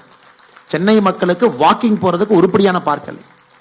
நீங்க இந்தியா முழுசும் பாருங்க, சென்னை சிட்டிக்குள்ள கிரீனரி கொண்டு வரணும், வேர்ல்டு கிளாஸ் ஸ்போர்ட்ஸ் ஃபெசிலிட்டி கொண்டு வரணும். எத்தனையோ பசங்க ஃபுட்பால், பாக்ஸிங் எல்லாம் ஆடுறாங்க. அவங்களுக்கு எல்லா விதமான ஃபெசிலிட்டி சென்னைக்குள்ள கொண்டு வரும். அது எதுவும் இவர்களுக்கு அறிவில்லை, சிந்தனை இல்லை, தொலைநோக்கு பார்வை இல்லை. இந்த 3 பேர்த்தினால சென்னை இன்னைக்கு அழிந்துகிட்டு இருக்குங்கய்யா. இதை சரி செய்ய வேண்டியது உங்களுடைய கடமை, என்னுடைய கடமை, ஆரம்பத்தில் இருக்கக்கூடிய எல்லோருடைய கடமை. குறிப்பாக யாருக்கு வரலையோ அவங்ககிட்ட நீங்க பேசி அவர்களையும் கொண்டு சென்னையை சரி பண்ணணும், மோடி ஐயாவின் பக்கம் கொண்டு போகணும். மோடி ஐயாவுடைய நேரடி பார்வை சென்னையின் மீது இருக்கணும். அதனாலதான் பாத்தீங்கன்னா இந்த பேசின் ரிசர்வாயர் ப்ராஜெக்ட் மேனேஜ்மெண்ட், சென்னையில வெள்ளம் வந்தோடனே மோடி ஐயா பாத்தீங்கன்னா மிச்சவங்க என்ன சொல்லுவாங்கன்னா, அதாவது ஒரு மனிதனுக்கு மீனை இலவசமா கொடு. இது யாருங்க? DMK strategy. மீனை கொடுத்தா அவன் மீனை சாப்பிட்டுட்டு கம்மன் இருப்பான். மோடி ஐயாவுடைய ஸ்ட்ராட்டஜி என்னன்னா, எப்படி மீன் பிடிக்கிறதுன்னு சொல்லிக் கொடு. நம்ம 2 கட்சிகளுக்கு இருக்கக்கூடிய அடிப்படை வித்தியாசம். சென்னை வெள்ளம் வந்த பொழுது இந்தியாவிலே முதலாக 530 கோடி ரூபாய் சென்னை பேசின் ரிசர்வாயர் மேனேஜ்மெண்ட்டுக்கு டே 1 ஒதுக்கினார். வெள்ளம் வரவே அடுத்த வெள்ளத்தையாச்சு தவறுங்க ஐயா, அதுக்காக 530 கோடி ரூபாய் பேசின் மேனேஜ்மெண்ட் பண்ணுங்க அப்படி. அதன் பிறகுதான் உதவித்தொகை. அதனால் நம்முடைய சிந்தனை எல்லாம் சென்னையை அடுத்த கட்டத்துக்கு எடுத்து செல்ல வேண்டும். எங்க இருக்கக்கூடிய சகோதர சகோதரிகள் ஒரு மயிலினுடைய இறகையை போல வண்ணமயமாக, மொசாய்க் ஆஃப் கலர்ஸ் போல அற்புதமாக இருக்க வேண்டும். எல்லோரும் சகோதர சகோதரிகளாக எல்லா கலாச்சாரத்தையும் பேணி காக்கக்கூடிய ஒரு தமிழகத்தை நாம் உருவாக்க வேண்டும். அவருடைய கலாச்சாரத்தை முதன்மைப்படுத்துவதால் தமிழனை எப்பொழுதும் கிறங்கி போக மாட்டாள் என்கின்ற உண்மையை எல்லோரும் ஏற்றுக்கொள்ள வேண்டும். ஒரு அற்புதமான இந்தியாவை படைக்க வேண்டும் என்றால் எல்லா கலாச்சாரத்திற்கும் மதிப்பும் மரியாதையும் எடுக்க வேண்டும் என்கின்ற உண்மையை கொண்டு போகணும். புதிய கல்விக் கொள்கையை முழுமையா கொண்டு வரணும். நீங்க வீட்டில் பேசக்கூடிய மொழி உங்க பகுதியில் உங்களுடைய குழந்தைகளுக்கு 3வது மொழியாக அது சொல்லித்தரப்பட வேண்டும். ஏன்னா எல்லா மொழி கிட்டத்தட்ட 9 மொழி பேசக்கூடிய சகோதர சகோதரிகள் இங்க இருக்கிறீங்க. அதனால இந்த அற்புதமான நிகழ்ச்சி மிகச்சிறப்பாக முக்கியமான தலைவர்கள் முன்னில் நடந்து கொண்டிருக்கிறது. நேரமாகிவிட்டது. எங்களுக்கு காலையிலிருந்து பாருங்க ஐயா, நிறைய நிகழ்ச்சிகள். நம்முடைய சென்னையினுடைய முன்னாள் மேயர் சைதை துரைசாமி ஐயாவுடைய மகன் வெற்றி துரைசாமி அவர்கள் துரதிருஷ்டவசமாக நம்முடைய சட்லஜ் நதியில ஒரு 7 நாளைக்கு முன்னாடி கார்ல போகும்போது ஆக்சிடென்ட் ஆகி உள்ள விழுந்து பாவம் இறந்துட்டாங்க. அந்த நிகழ்வுக்கும் சென்று அஞ்சலி செலுத்த வேண்டிய கடமை எங்களுக்கு. குறிப்பாக அந்த வெற்றி அவர்கள் அந்த இதுல விழுந்த பிறகு சட்லஜ் நதியில நம்முடைய அமித்ஷா அவர்கள் கிட்டத்தட்ட 100 NDRF பர்சனல் 5 நாள் முழுமையாக தேடி அவர் எங்கே விழுந்தாரோ அங்கிருந்து 5.7 கிலோமீட்டர் தாண்டி அவருடைய சடலத்தை எடுத்து தந்தைக்கு தாய்க்கு ஒப்படைச்சிருக்கிறோம். கடைசி நேரத்தில் அதாவது அவங்களுக்கு கிடைக்கட்டும் அப்படின்னு. அதனால ரொம்ப துக்கமான துயரமான ஒரு விஷயம். சைதை துரைசாமி போற ஒரு நல்ல மனிதருடைய குடும்பத்திலே இந்த துக்கம் நடந்திருக்கிறது என்று அங்கேயும் சென்று விட்டு வருவதற்கு கொஞ்சம் தாமதம். ஆனால் பொறுமையாக இங்கே இருந்து இந்த நிகழ்வில் நீங்கள் பங்கெடுத்து மேடையில் இருக்கக்கூடிய தலைவர்கள் எல்லோரும் பேசியிருக்கிறாங்க. மேடையில் எல்லா தலைவர்களும் வந்திருக்கிறாங்க. ரெட்டி ஐயா, ராமகிருஷ்ண ஐயா, ரஜீந்தர் ஐயா, நம்முடைய உஜ்ஜார் சிங் ஐயா எல்லோரும் வந்திருக்கிறாங்க. பாரதிய ஜனதா கட்சியோடு இணைந்திருக்கின்றீர்கள். இன்று நாங்கள் உங்களோடு இருக்கின்றோம். தைரியமாக இருங்க. சென்னையை மாற்றி காட்டுவோம். பாரத பிரதமருடைய கனவை தமிழகத்திற்கு கொண்டு வருவோம் என்று உறக்கமாக சொல்லியிருக்கக்கூடிய முன்னெருக்கையில் இருக்கக்கூடிய எல்லா சொந்தங்களுக்கும் நன்றி கலந்த வாழ்த்துக்களை வணக்கங்களை தெரிவித்து என்னுடைய உரையை முடித்துக் கொள்கின்றேன். நன்றி, வணக்கம். பாரத் மாதா கி. இந்த நிகழ்ச்சியை சிறப்பாக ஏற்பாடு செய்த மாவட்ட தலைவர் விஜயானந்த் அவர்களுக்கும் தேசிய மொழி பிரிவினுடைய தலைவர் ஜெயக்குமார் அவர்களுக்கும் இந்த நிகழ்ச்சிக்கு முதல் பிள்ளையார் சொல்லிப்பட்ட நமது சகோதரி அஞ்சனா அவர்களுக்கும் தலைவர் அவர்கள் சால்வை அணிவித்து கௌரவிப்பார்கள்.